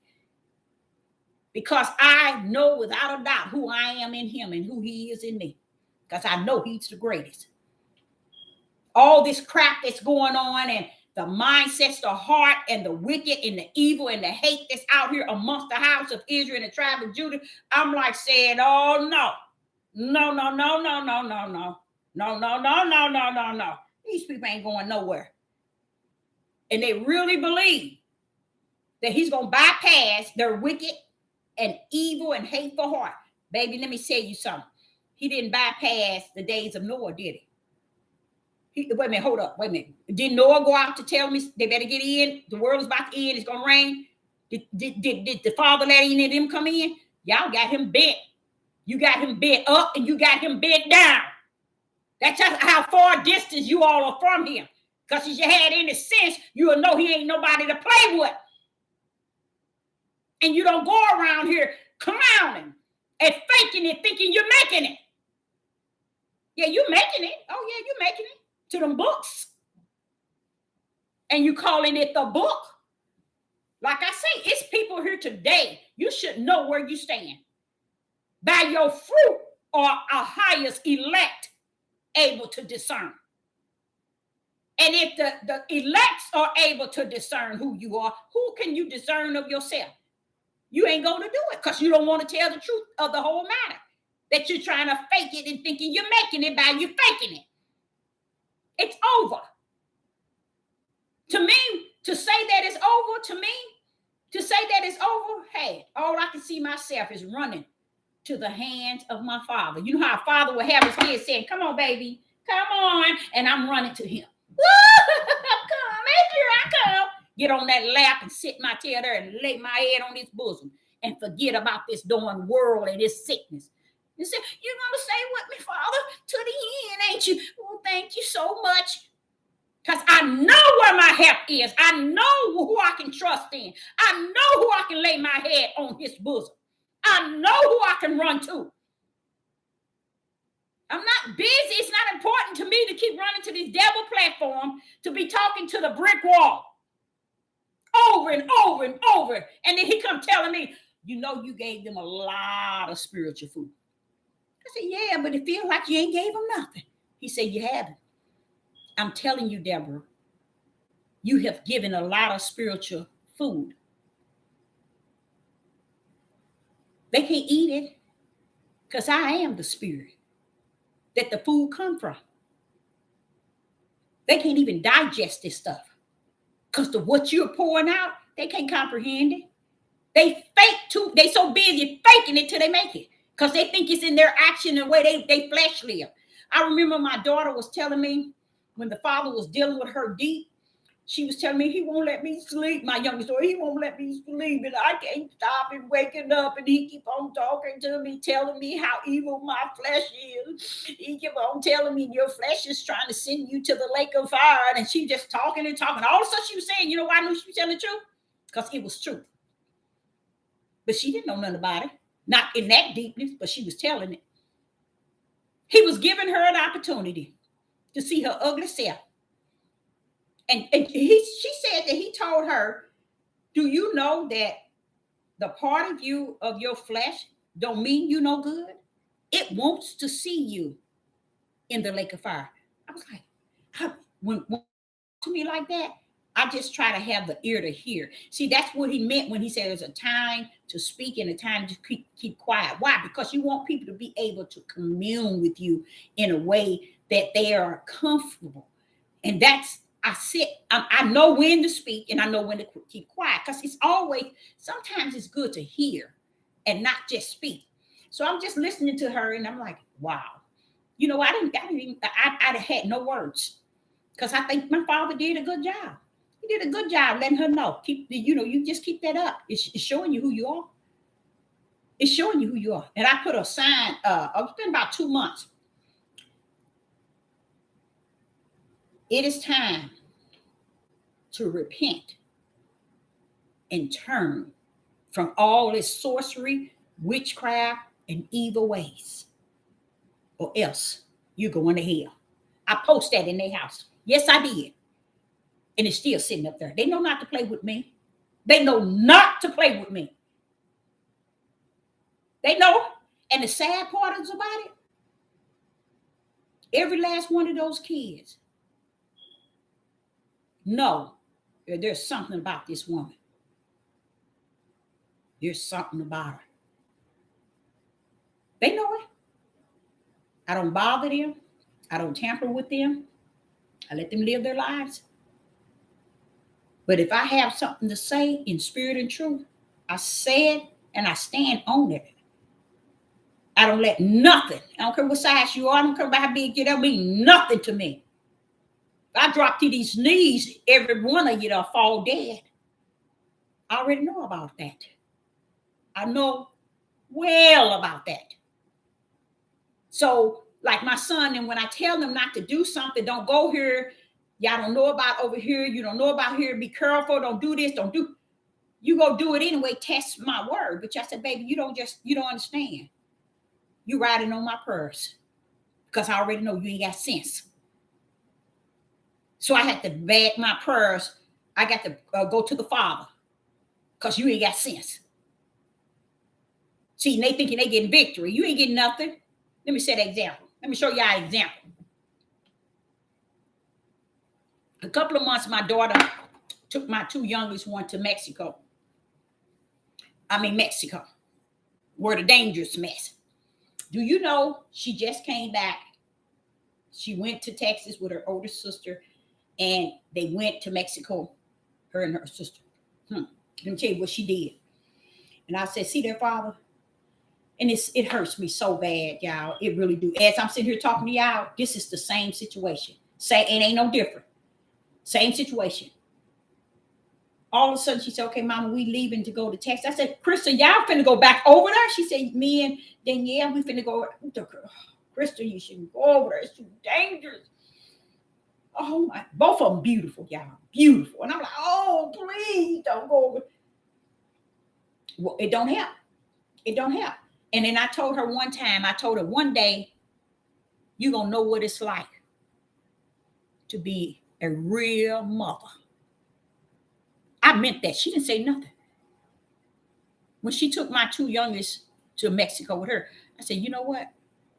One day you're going to feel and know what it's like to be a real mother.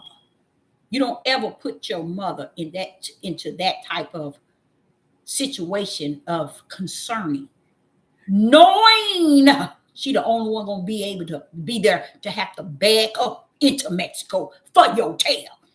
So why you gonna put her on Front Street like that with this mess of y'all choice? So I told her, you think she did? I think I scared the mess out of her. You think I didn't? I told her, one day you gonna learn what it's like to be a real good mother. She got a daughter, 13. One day you'll learn. She gonna learn it too. She gonna feel that thing when her daughter come running her doing stupid stuff like that. So what they do? Last week, all of a sudden, in my email, bam, bam, bam, bam, all this information to Mexico, leaving Texas to Mexico, all this information. Then all of a sudden, another information coming to my email from her for her sister. Then her sister's family here in Missouri sending me all that information. I'm like, see there? What is that telling you? What is that telling y'all? I bet you can't even comprehend it. It's telling you we don't know if we can be in trouble or not. We want to make sure you got all our information. That's what they're saying. See that? But you still don't let the devil take y'all tails out there. Why are you sending me all this information? As if you're going somewhere to make sure somebody has all the information if they have to look for you, if they have to come for you. Because in your mind, now let me tell y'all, to the airport, I get a text. When she get in line, I get a text. When she get ready to load on the plane, I get a text. When she get to the first destination, I get a text. When she get back in line, I get a text. Sister girl was texting mama every chance she get. You know why? There's another part of her knew this is not a good thing to do. This is very dangerous. That's why. Then she had a nerve to send her sisters, all her sister information to me. I'm like, what is this information here for? You know why?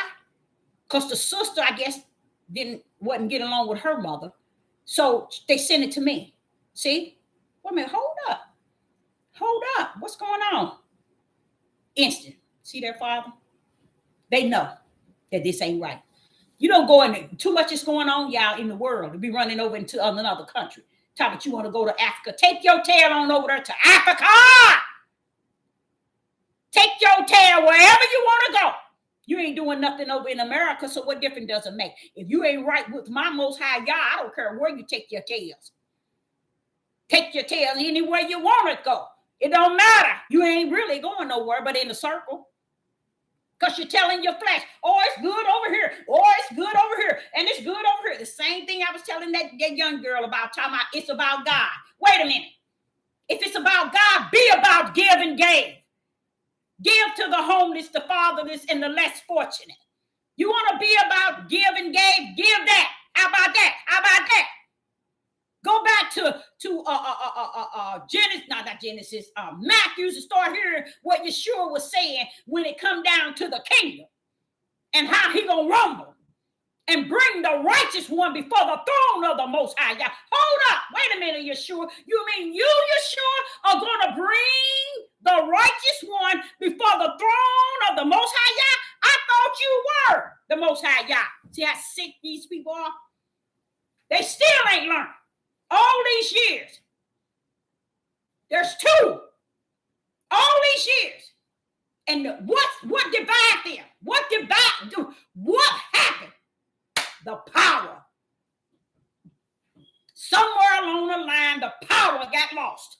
That's why nobody can hear nobody. That's why nobody can open the eyes, the blind eyes. That's why nobody can pray for the lame. That's why nobody can do nothing. Because they have fully denied the power. They're in. Because they want to make it what they want to make it. Yeshua already showed them from the beginning to the end of his whole mission. My Father and I are one in the mission. And my Father are one. Who is your Father? The Son of Yah, which is the Son of God.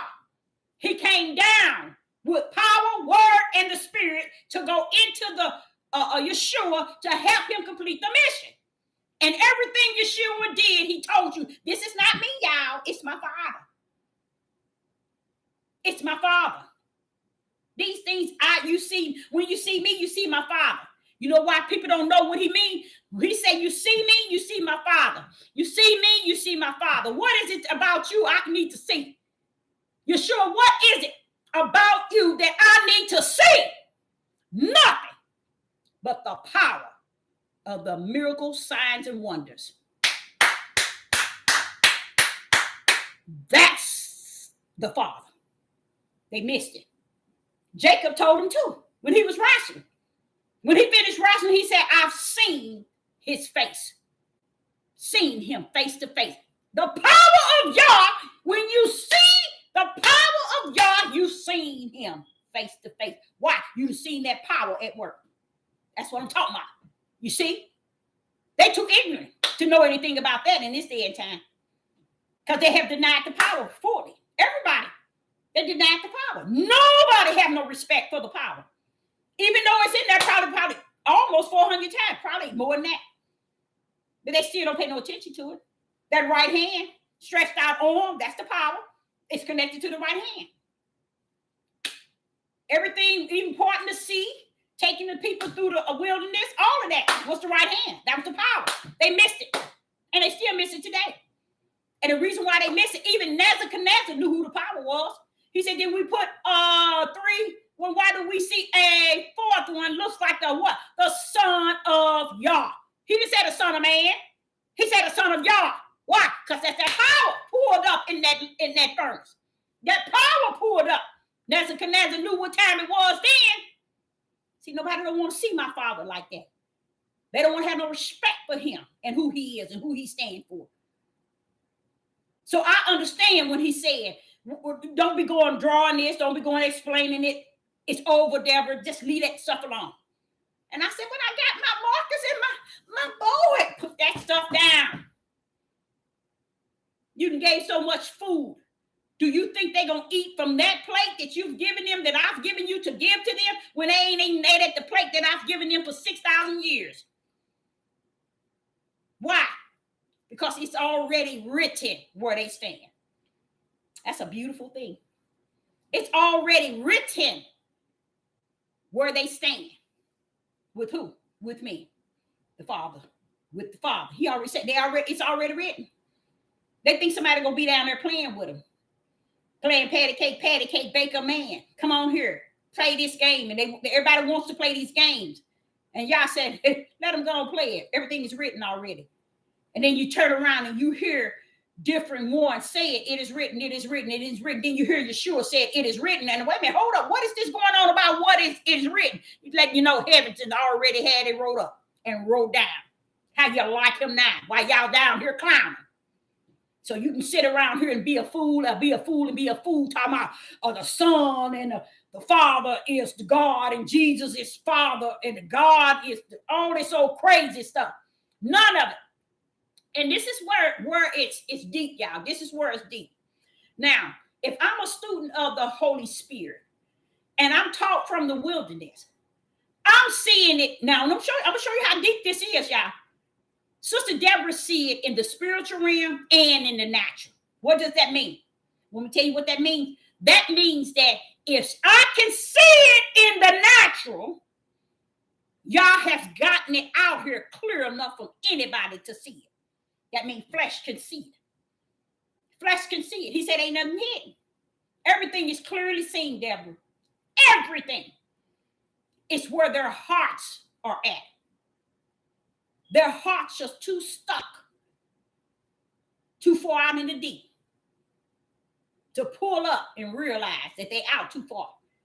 Pull in. Come on in. No, they ain't going to come in, Deborah. They're too far out. They won't find their way. They won't find their way. And one thing about a lot of them don't understand, the reason, it's a lot of reasons why, a whole lot of reasons why they don't want to listen to women. If they could shut the women up, then they could fool the men. And they done an excellent job. An excellent job. But that leads you to understand Isaiah 3:25. I shall destroy them, Deborah. And not only then, as I look in Isaiah, Ezekiel, Jeremiah, I look in Deuteronomy, I said, wait a minute, Father. So I'm sitting here talking about Deuteronomy 28 end game. But Father, Jeremiah is talking about it. Ezekiel is talking about it. Isaiah is talking about it. What's going on with these people? He said, didn't I tell you? It was already revealed. They just want to believe what they want to believe. They just want to do them. They want to only be able to do what they want to do, say what they want to say, believe what they want to believe. Let them go. That's what I'm trying to tell you. Let them go. Let them fly high. See how far they're going to get. Because honestly, because I can see in the spiritual realm what is going on and in the natural, to me, I'm trying to piece it together. Why isn't nobody feeling this thing and seeing this thing? It's because they don't have any spiritual insight. They don't have any, none whatsoever.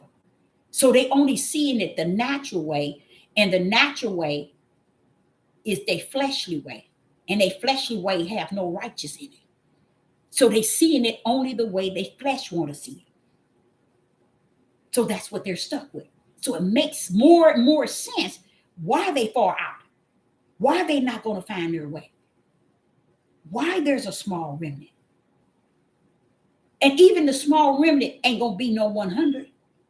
They ain't going to be all upright, just, and all of this as far as in their flesh. They're going to have a lot of stuff all caked up in them, going on to their journey to the promised land.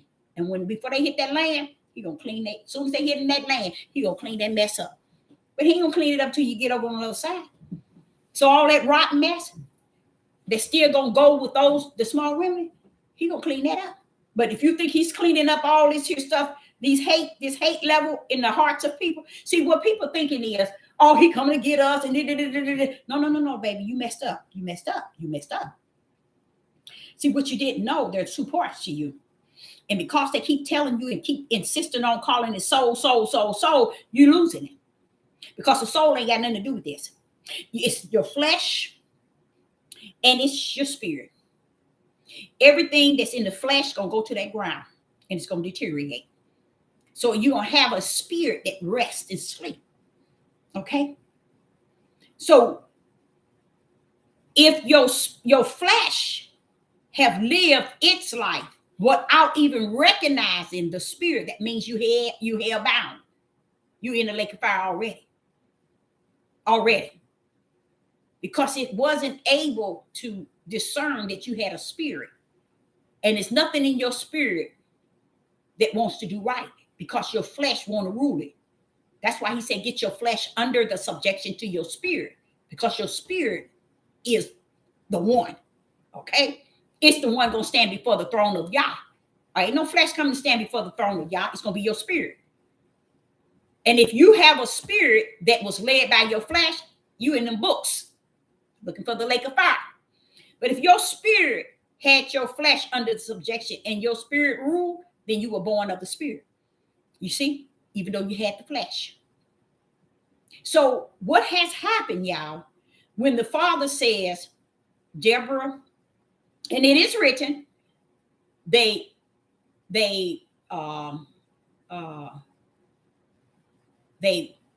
what word is it said? It says, like in a sense, they praise me with their lips and with their words and their songs and all of this. But he said their hearts. What part of that heart you think? See, you praising him with your flesh, but your spiritual heart is dead. See? So stop clowning. You're dead already. So you can go on and sit and make your co-workers and your church and your community or your Hebrew Israelite movement, and you can clown all you want now. Clown!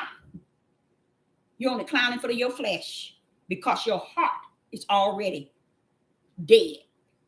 And that's that spiritual heart. See, you thought you only had a flesh heart. See, that goes to the ground.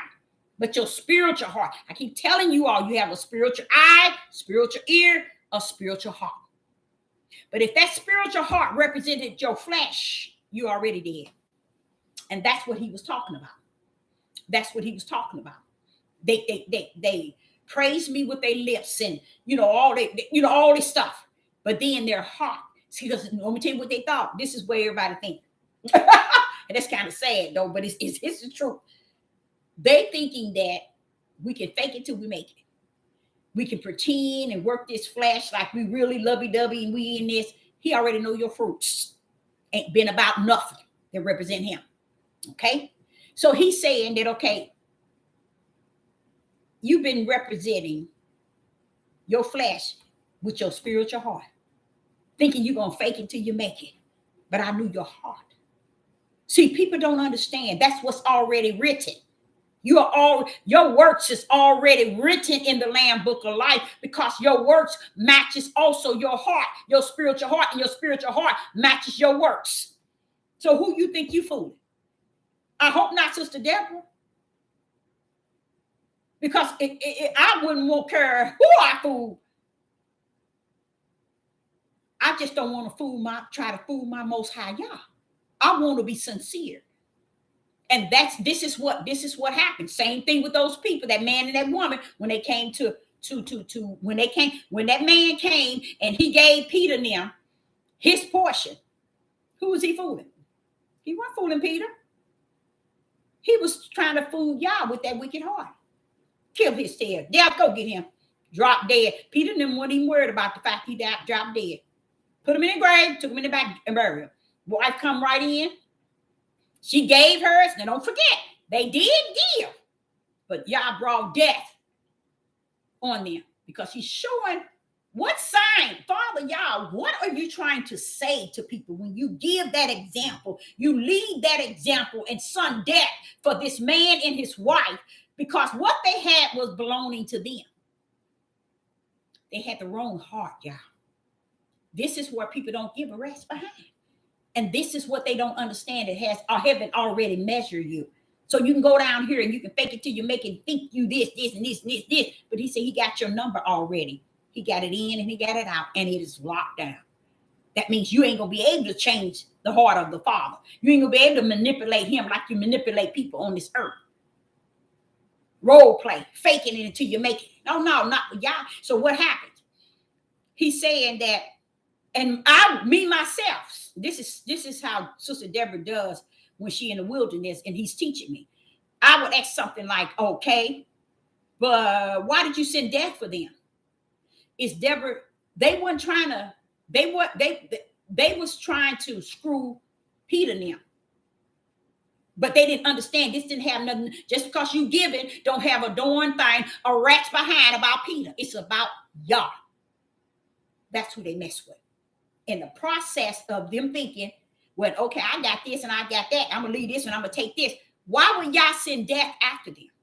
Do you really think because they didn't give Peter what they said they was going to give? Do you really think that? This is the same example I try to tell y'all. You missed the whole book. That's what he said when he said Genesis 1 and Genesis 2. When they missed that, Deborah, you can hang it up. They missed the whole book. That's what they missed. Like Ruth and Naomi, they missed that whole book. That whole story, they missed it. Because we out there, the flesh sensation from stories in the book. We don't see the spirit and truth of the stories, the realities. We see the flesh. Because even with these two, flesh didn't kill them. Peter and them didn't kill them. Peter and them didn't know nothing about they was going to fall dead. But the Most High Yah. Why? Because while they was trying to fool Peter and them with their fleshly heart, Yah already had their number in their spiritual heart. They ain't worth the dime. And this is the same thing I'm sitting here telling y'all. Go on and fake it till you make it. It's over. It's finished. Like Solomon said, that's your portion. So do what you do best. It's your portion. That's about all you're going to get. That's all you're going to gain, because you ain't got nothing coming. These people, they weren't doing it to Peter and them, even though their flesh told them, when we can give them half and we'll keep half. It was all yours. You should have kept all of it and stay your tail over there on the worldly side. But then you're going to step over here in the spiritual realm and thinking that you're going to come over here and you're going to manipulate the flesh of men of the Most High. But the Most High said, okay, give them that. You gave them. You did. She come in. Give them that. Did you know that what little they did give, Peter and them still took? But your tail took yourself to the grave. Because y'all already knew their hearts wasn't right. Their spiritual heart was so wicked. Because they didn't understand salvation was coming and the fire of baptism was waiting there for them. They don't give a rest behind, just like today. Nobody's giving rest behind that he's coming. They thinking everybody just assume you got to get me. I'm going. I'm coming. I know spirit of truth. I got the light. That's what he says. They worship me with their mouth. That's all. They talk that talk, Deborah, but their hearts are far from me, Deborah. And I can understand. I understand what he's saying, because not only those two was an example, others was an example. It's how he uses tries your heart. He'll try your heart and give and gain. That's why when Yeshua said to the disciples that when he went and collect on the four corners with the angels, the sheep and the goats, and he went to telling the sheep what all they did. Come on, this was here. You've been created for this purpose. And he went telling them about righteousness. They are the righteous one. How did he measure they righteous? Based on them giving and gave. Everything was based on them giving and gave. And I thank the Father for that, because what that leads me to, that's a good something. I got to talk to somebody about this one guy. I'm gonna tell him how that is beautiful, because if Yah has his set in a special area for only those that really represent him, his true servants, they're the only ones going to really know the truth of the matter of the whole thing. Because I'm like sitting here saying, I said it before I even thought about what I was saying, and it just stopped me and made me realize that that's really secret and beautiful. Because while everybody thinking it's about the things of the natural, the things of the world, the things how I can fake it until I make it, or mislead people, this, and walk around trying to be holy than thou, and y'all already got your number in and out where it's going to be, just like this man and this woman. And then he's sitting here telling me, which I got to do once I get off. He wants me to go in here and see the other parables are like unto those. And I'm anxious to see that, because the more I think of when I say give and gave, it's almost like a treasure of his to identify him. It's how one identify that they represent him. And these two that passed away, Peter and them couldn't give a rat's behind. What did it tell them? They took him in the back and buried him and didn't think nothing else of it. So it's not something natural, you guys. Peter done buried them, not knowing why. They had no idea. All they know, they dropped dead. They gave and they dropped dead. Wife come in, she gave, she dropped dead. Did they send for a doctor? Did they say what happened? No, they buried their tails and kept it going. They buried their tails and kept it going. But who knew? Heaven knew what was going on all the time. He knew the sincere of their hearts was wicked and evil.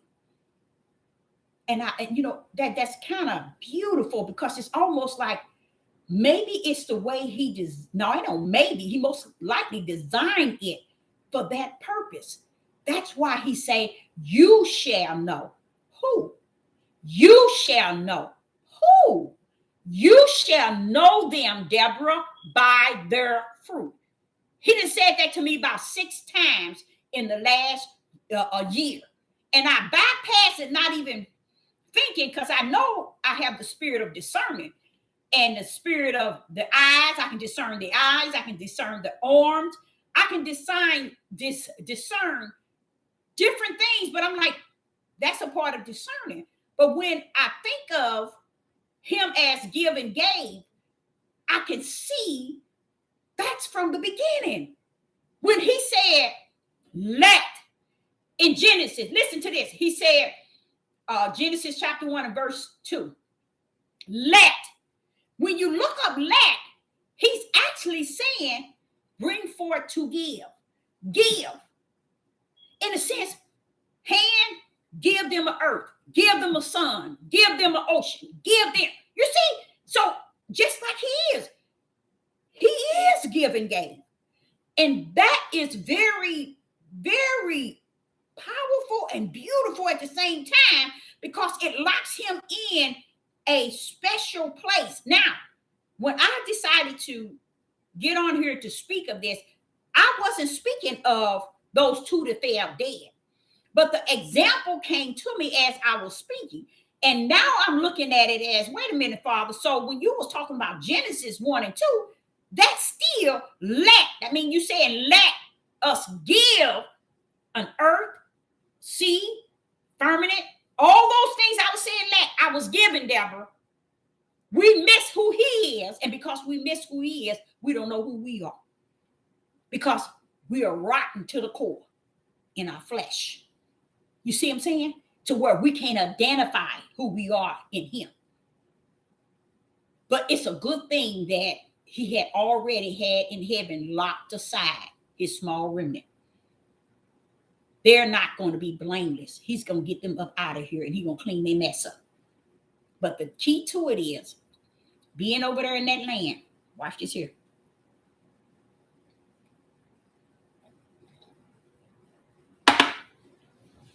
Being over in that promised land. Satan gonna be bound for 1,000 years or whatever. What's the purpose of him being let loose?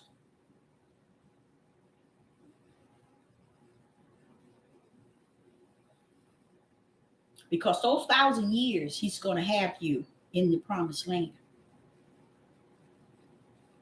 Okay? People still are going to do because they still gonna be of the flesh. You see? So a lot of people thinking, okay, if I get over here, truly, the small remnant, I'm going to be in there. Just think about him allowing the children to make it to the promised land, floating with milk and honey, truly blessed. And he's in the midst. Y'all was in the midst. Everything was good. But what happened? See, we're thinking if we can just get to the promised land, we're going to be okay. And you are going to be okay because he's going to clean your mess up. But you're still going to be in the flesh. When they went to the promised land, it was about y'all. But they got over there and did the same thing. Same thing their forefathers. Y'all say he's going to put a new heart in us. He's going to put a new spirit in us. He's going to put his spirit in us. And he's going to clean our field and all of this. He said he's going to do that. But I hear him saying in Ezekiel 36, and you shall remember your iniquity and your evil doing. So why bring that back to me when I get over to the promised land? See, a lot of people thinking that if I can just get over to the promised land, we're going to be okay. Promised land is not guaranteed you heaven. The promised land is not saying, here's your ticket to eternal heaven. If that was the case, then why is Satan being let loose? And I was watching how Satan was let loose and the world itself, he deceived the rest of them. And honestly, y'all just destroyed them. Bam! It was just like that. But I believe that it's still not over until it's over. Meaning that 1,000 years, Satan being bound, a lot of people gonna come together. A lot of people gonna do things together. But that's a time that it's gonna be some time because once he's loose again, and it's not just the world he's coming after. He's coming after everything. That's why he's being let loose. A lot of us don't go that far and that deep in because we think we got it made down here right now. Right now. We think we got it made. And we think we got it made. And I say unto you, you can keep living like you thinking that you have what it takes. But until you step into a spiritual relationship with the Most High in spirit and truth and in the light, you're in a heap of darkness, just faking it till you think you're going to make it. And just as he told me, stop running around trying to break this thing down. He said, you've given a lot of spiritual food. He told me, you've given a lot of spirit. And you know, the thing about it, I already knew that I did, but it feels so good to hear it from the Father. Oh, I just thank him for it, because it's like saying that even though you're giving it and it's not received as it's given, then don't think of it as if you are failing in what I called you to. And that's what he reminds me of. He reminds me of all the ones, the male prophets that he sent out. He says they never listened to him. Them never did. None of them. Never took not now one of them. So he's going back to saying that don't expect all of that good spirit and truth that you're teaching and that insight in the spirit realm that you're giving, that spiritual food, just because it's not being eaten or taken in where you can actually know that it's affecting. Don't be worried about it, because I am the key. I am the way. That's what the Father wants you all to know. He is the key and he is the way. And if you bypass him, you ain't got nothing coming, even if you sit on here 24/24 with them.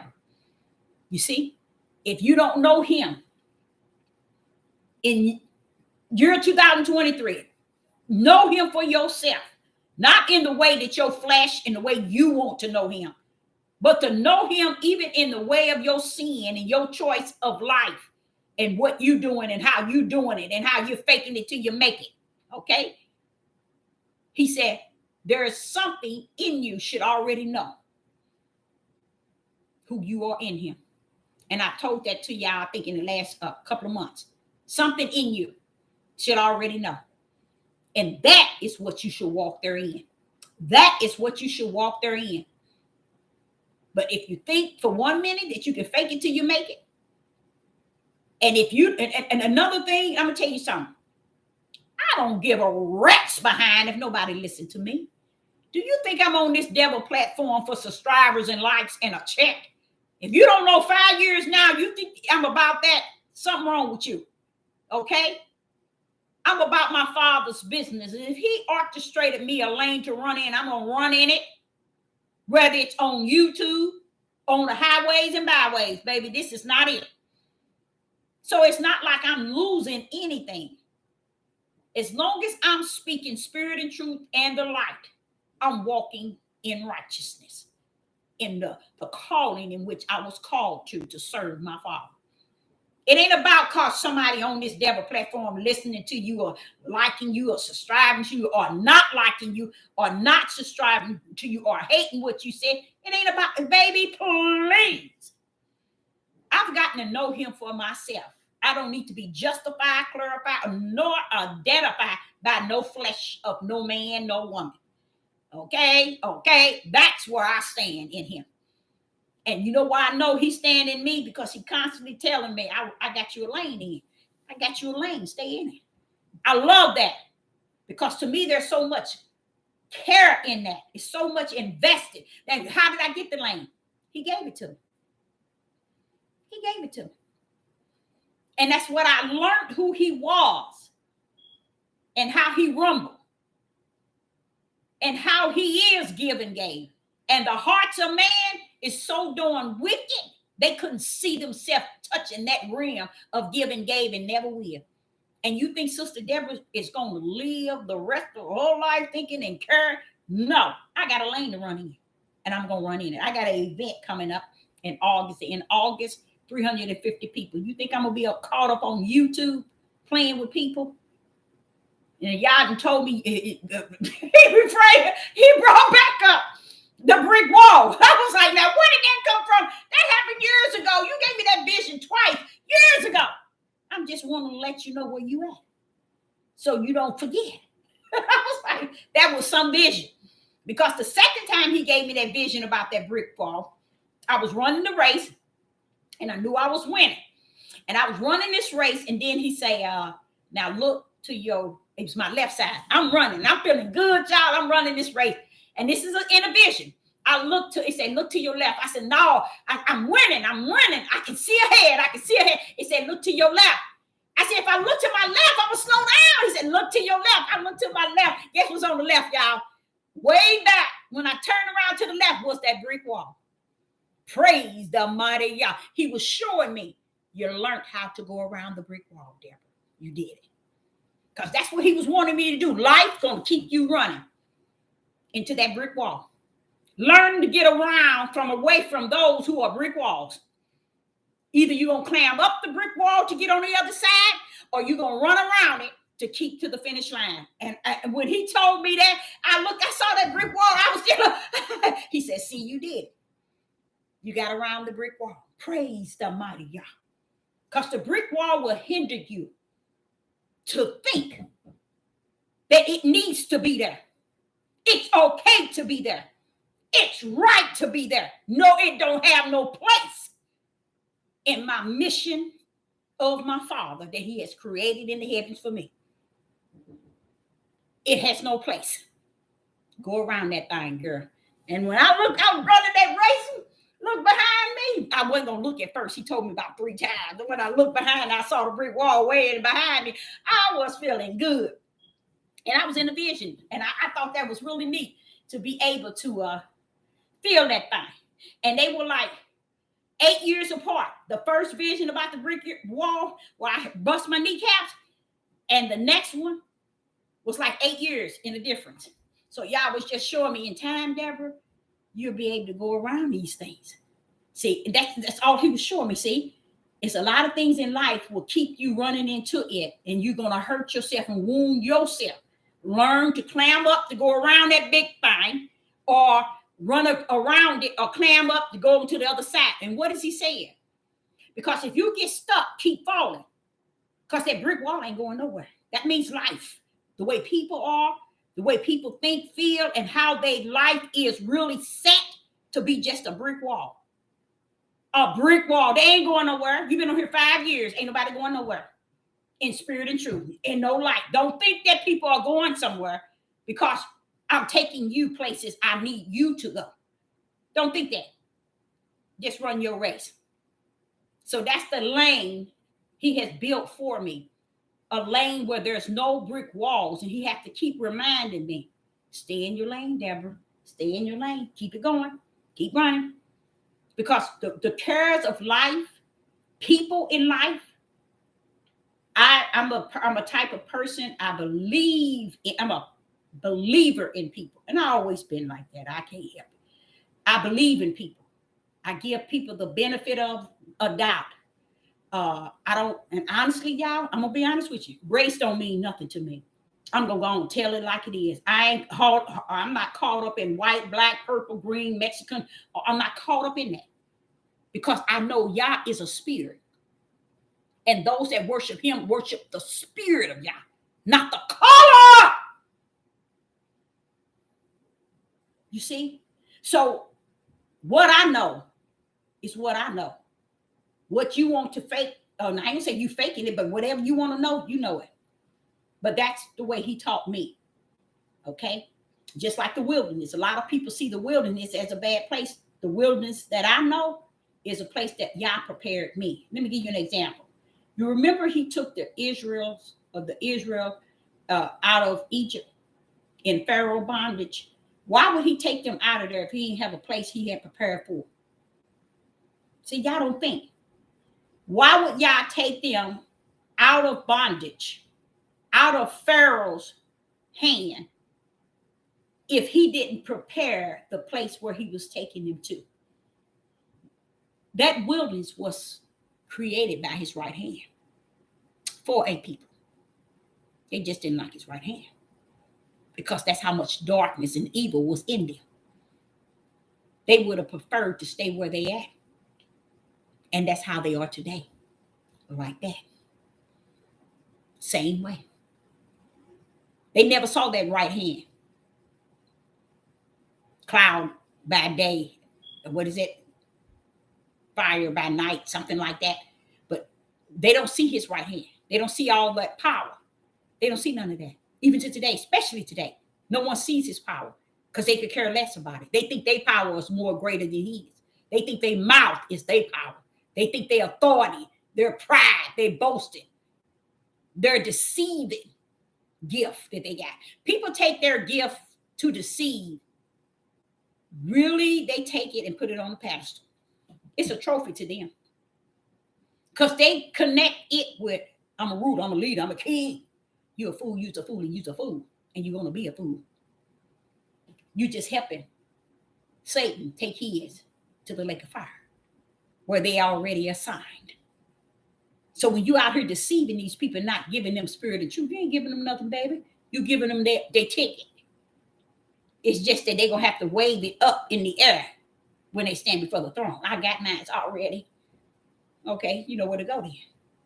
See, because they thinking this, people really thinking that the Father is going to bend down backwards for them in spite of what they do on the earth. And a lot of times, like when that man hit that woman, this is where you know that 99 point, no, I ain't gonna say 99. 99, I give it 99.9 of Negro men is sick and gone. Because right then, there should have been TikTok, Facebook, YouTube men speaking against that by great number. But their minds is the same way. Because the way he was hitting that lady, no man on the earth, not even, I know the white people said something. I know, without a doubt, them white men definitely said something. Because I've heard white men say that's one thing they don't like about black men. You see, we thinking they don't like them because they're black. No. They say they never liked it, black men. One thing they don't like about them is because they have no respect for their women. But them white people don't have no respect for theirs either. So what are they talking about? But that's what they say.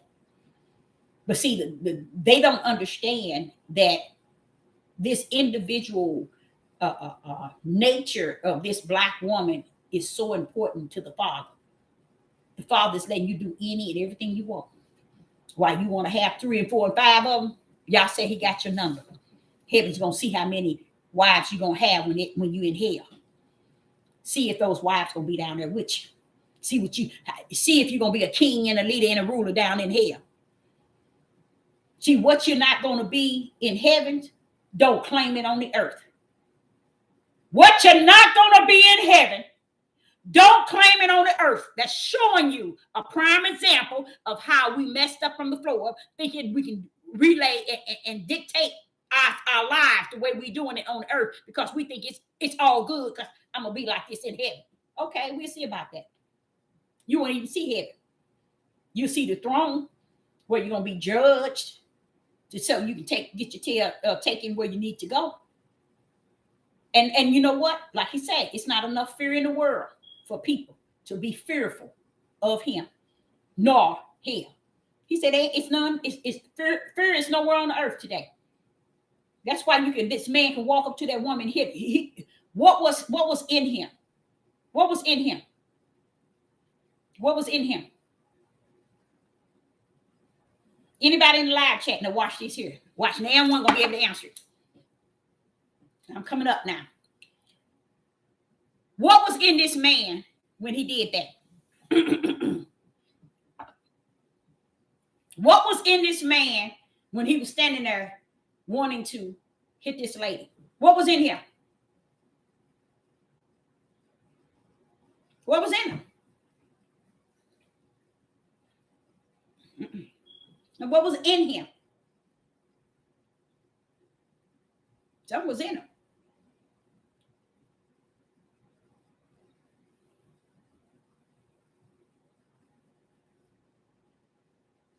Somebody said it and they clicked into it, but they didn't get the fullness.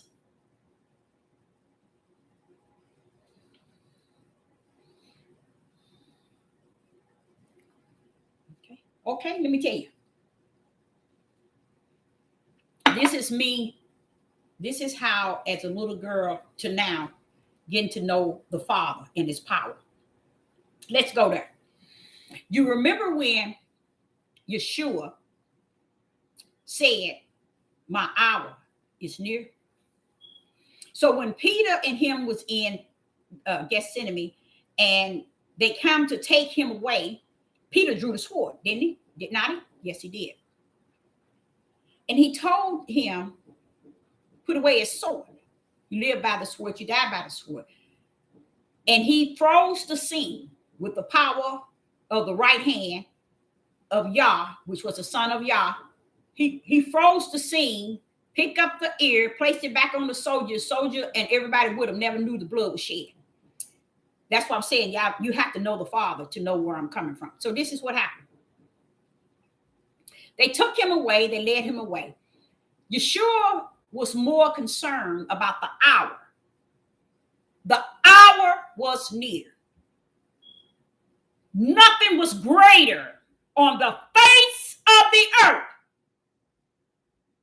that can override the hour was near. He told Satan when they was at a supper, and Judas, the betrayer, he told him what? Go quick, go now, for my hour is near. Now, I'm gonna wake a lot of y'all up on this here, so I'm just showing you the difference. Now, Yeshua was charging Judah to hurry up, do what you gotta do. Satan, get from under that table, get him out of here, for my hour was near. What hour was Yeshua talking about? He picked up that ear that Peter had sliced off, glued it. First, he froze the scene. He froze the scene, picked up the ear, put it back onto the soldier, and looked over to Peter. Peter, you die, live by the sword, you die by the sword. Put your sword away. Bam! That wiped away everything. No one never knew blood was shed. They would have killed him. What was important? Yeshua's hour was near. Let's go on, pull up. They take him to the one that held him in the prison. His wife tells him, no, this man is innocent. And he says, okay, he took the word of his wife, but he sent him to somebody else. What was going on there? Hey, you better tell them, Deborah. You better tell them the hour was near. That hour was greater than anything on the face of the earth, right then and there. That's it. Why? That hour was my Father's will. Yeshua, he was hooping and hollering. Y'all get out the way. Judith, go quick. My hour is near. Why? The hour in which Yeshua was talking about was the hour that Yah had willed for him to get up on the cross and lose that life. He knew what time it was. Y'all got to know what time it is. You're playing around, not even knowing the hour in which we are in. So what did he do? One king and his wife said, well, this man has done nothing. So are they on his side or are they with him? Are they with him or are they against him? The king's wife said, this man has done no wrong. And the king was taking his wife's side. So they took him to someone else. And they sent him back to him and told him if he didn't do it or whatever. But guess what? When the king and his wife said he did no harm, they were right about what they were saying, but they were wrong. He only had an hour, y'all. His hour, he was in that hour. He was on that hour running up in the minutes. How did Sister Deborah be telling y'all? Y'all, we on that hour. We're running up on minutes. Yeshua was running up on the minutes. He didn't have no time to play and say he innocent or he didn't do this. Get him on the cross. We on my Father's time, not Yeshua's. Yeshua is telling us, he's showing us, yo, I'm on my Father's hour. I'm running up on the minutes of that hour. Let's go. When Yah calls an hour, that's what it is. It is not our hour. It's a time period that he set his will to be fulfilled. and Yeshua was chasing it down. So people turning around saying, oh, he innocent, he didn't do it. Yeah, he innocent, he didn't do nothing. And he said, but guess what? Get your tail out of the way. They were interfering with my Father's hour. He had clamped onto Yeshua. And Yeshua started telling them, y'all, come on here, take me on to the cross. Okay, you done beat my tail, whatever. Come on. I'm on my Father's time. Come on. Why do you think he got, let me show y'all something. See, y'all don't know it. Why do you think that he was in the Gethsemane telling Peter and them to stay awoke? Yeshua, why are you trying to tell them to stay awoke? This ain't got nothing to do with them. Why do you want them to stay awake? Each time he came back, what was they? Sleep. He was getting mad. Every time he come back, they would sleep. He said, y'all couldn't even stay up an hour. You see? Why? He was on Yah's time. He was on Yah's time. He went into that. He said, take away this last prayer. Take away this bit of cup. Not my will, but thy will. Why? I'm on that last minutes. I'm on some minutes. I got to get on that cross.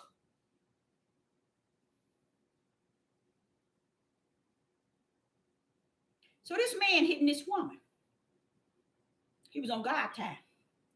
Death coming for him. Get that Negro out of here.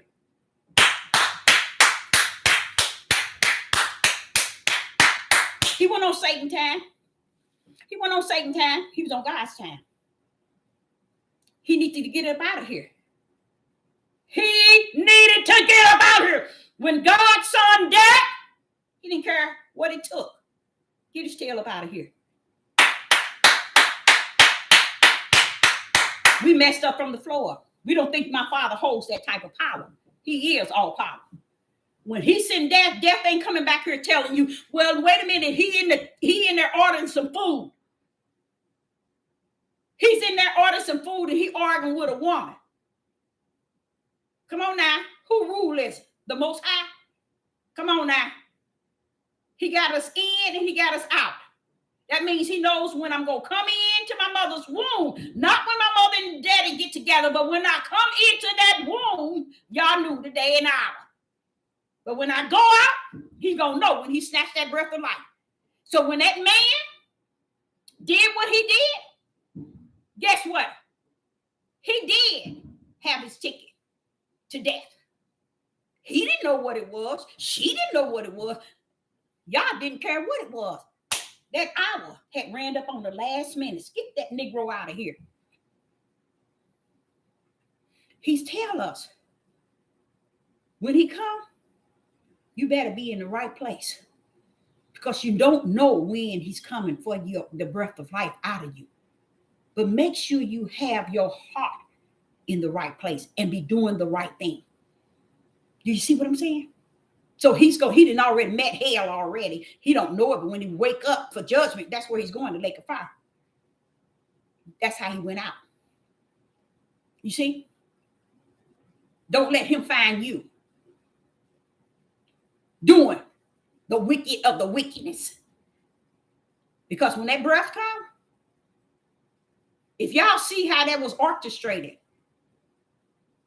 all of it, orchestrated.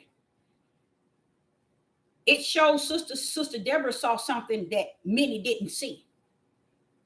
I tried to piece what would cause a man to want to hit a woman like that. But I realized what he said in Isaiah 3 and verse 25. I'm taking their tails up out of here. That's the reason why. And the mighty men who think they tough. You got guns, you think you tough? Watch me take your tail out of here. See, what's coming for them first is the United States knows. The world knows who you were. They would know who you were when they brought you over here, stupid. You still stuck on stupid, thinking you got to prove who you are. Heaven know who you are. Hell know who you are. Everybody in every world, on the whole world know who you are. You just too stupid to know who you are to have enough respect for the Father. See, you being stupid keeps you from knowing who he is. That's why you think it's all about you. The true Jews. We the people. Abraham, Isaac, Jacob. Why is everything about the flesh of a man? When is it going to become about my fathers? No, because they ain't got no sense to even go anywhere in there. So what happens? Now here you go. Everything is about everybody. This man at this restaurant, he was setting up his plan. Death was sitting here watching him prepare his last hour. And he thought he had it in control. Look how they act once he died. Look how the people act. And y'all people out there in this whole United States can't see that the tribe of Judah is sick as sick. God. Look how they treat the situation. Look how you don't hear from no men saying, men, wait a minute. This is not. You don't hear from nobody. Because they tails between their legs. Exactly where y'all going to let it be.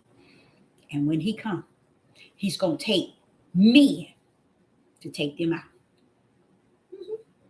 First and foremost, he said nation against nation. That means the people against their own people. A lot of that is going on. But after a while, it's going to switch over to where all the men are going to be taking each other out. Women are going to be taking each other out in the tribe of Judah and the house of Israel. White people are going to be taking each other out. But guess what? The United States knows we got the right now. We got the right to take any of them out. He is a seal. We can be able to touch them.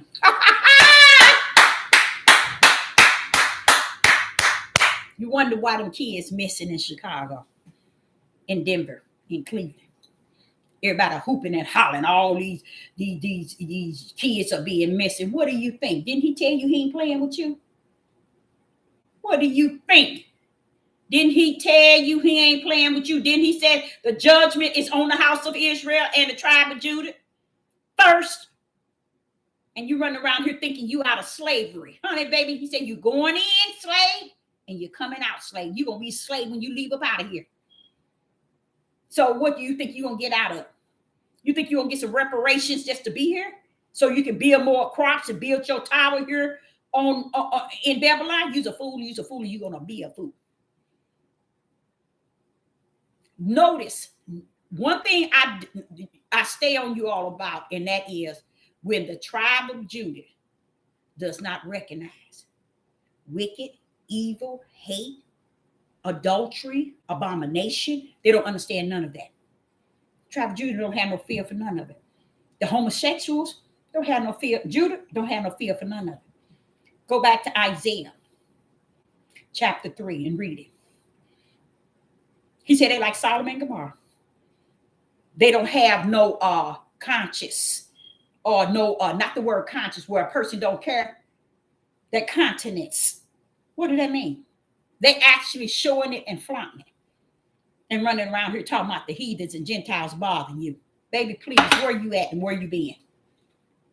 And you running around here destroying.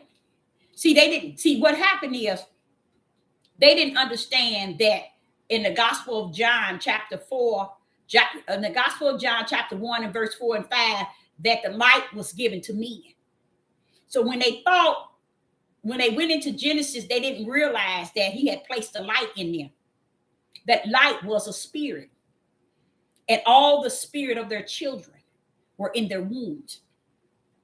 He needed the woman now for him to disperse the seeds, which are the lights, into her. See, they didn't know that. They didn't know none of that. They never read the Gospel of John, chapter 1 and verse 4 and 5. Seeing that the light, which is the spirit that Yah gave every man that come into, and woman that come into the world. But he put it in the men. But what the men did not know, the reason why woman was taken away, because she came from the earth. The earth birthed everything. How you like him now? So when he made woman, he brought her from the earth. Like unto the earth, birth bring forth. That's why he called the mother earth. Every wisdom, her. Everything Mother Earth birthed, even man. Hallelujah. Praise somebody, y'all. He called the earth a her that birthed man. See, you see how ignorant they get? Not knowing spirit and truth. How you like him now? Okay? And when he set him in the garden, he said, hold up.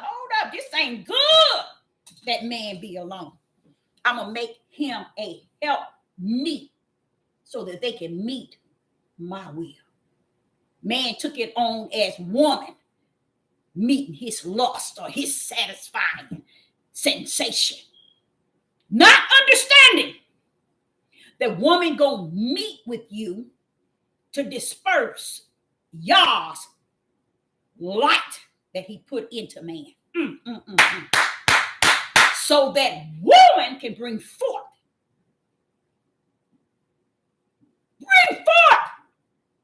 that light. See, they missed it. That's why he said you are one in this. Because once that oneness come together, y'all gonna bring forth my will to bring other lights. And I'm gonna give those lights. Those lights gonna come forth with my breath. They don't get it. It's important that he says, when he says, if you miss Genesis 1 and 2, you missed the whole Bible. They'll never go back. That's why he said they too far out of deep to go back to Genesis 1 and 2 and pick it up and realize, wait a minute, we've been wrong all the time. Yes, you have. And guess what? You ain't gonna pick it up, he said. That's why he said. And they won't find the way. Because to go back and pick that up, that means you have to go into repent in the spirit and turn. These Negroes ain't gonna turn. They ain't finna turn nowhere. They gonna stay right where they at. We ain't finna turn. All these likes, all these subscribers. But what they don't understand, when you turn, if the people don't turn when you turn, they're doomed to damnation. Let me tell you why. Look at Cliff O'Dowd. He turned around and told those people that was a lie about tithing. He got a couple of planes. He got all this stuff, got all this wealth. Why didn't you get the people their money back? See, Negroes won't do it. These men won't do right. They ain't about right. The Father speaks so much about them being pride-minded, even in Romans chapter 1. Read that chapter 1. It'll blow your mind what he's saying about the men. He's telling you women. They sitting here telling you to keep quiet for a reason. Baby, you got to bring forth the whole world. You had to birth this whole darn thing. Who gonna tell you to keep quiet? Why should you keep quiet? You done brought forth every one of the children. Adam was brought from Yah, from the ground, which the ground is called Mother Earth. Still. So, who brought forth all these kids? Woman. But then woman keep quiet? Come on, y'all. I sat and heard them read Isaiah chapter 3, where it says, woman will rule over them. And those that cause you to error.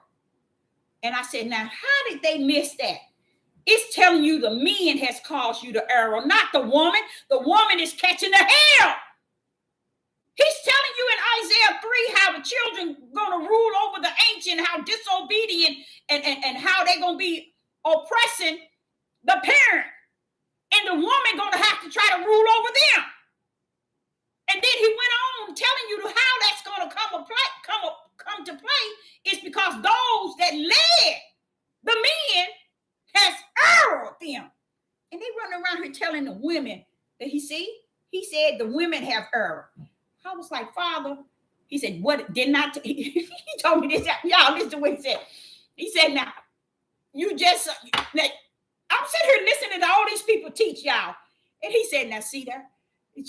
You see what I told you? You speaking too much spirit and truth. These people lying and these people eating it up. You speaking spirit and truth, giving people the truth of the whole matter and the light.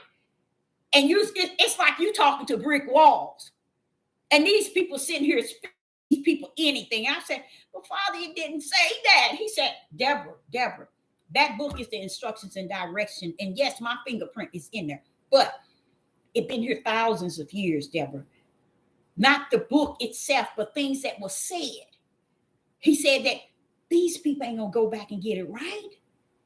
That's why I'm trying to teach you. They went too far out in the deep.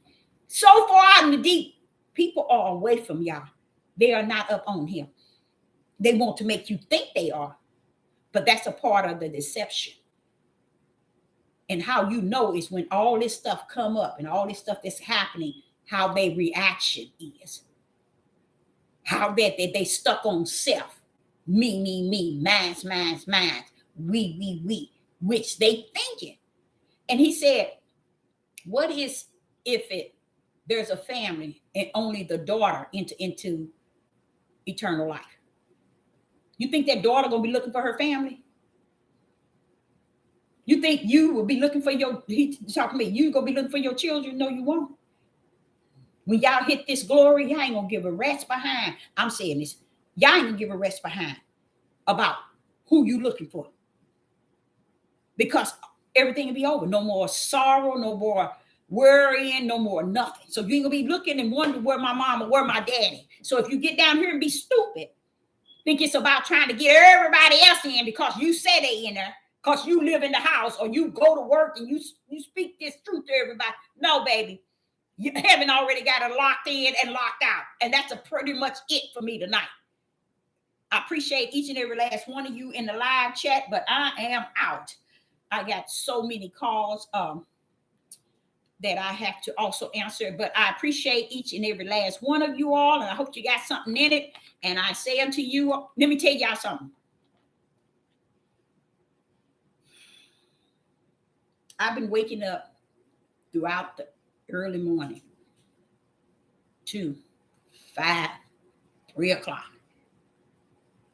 and just magnifying the Most High Yah. I know we are backing into some dark days. And I just give him glory and thanks and honor for shaking me in the flesh to wake up my spirit to start to praise and honor him. That's not normal, meaning that's not a fleshly activity, y'all. That is a spiritual, where the Father is awakening you in the midnight hour to commune with him. Shalom and shalom.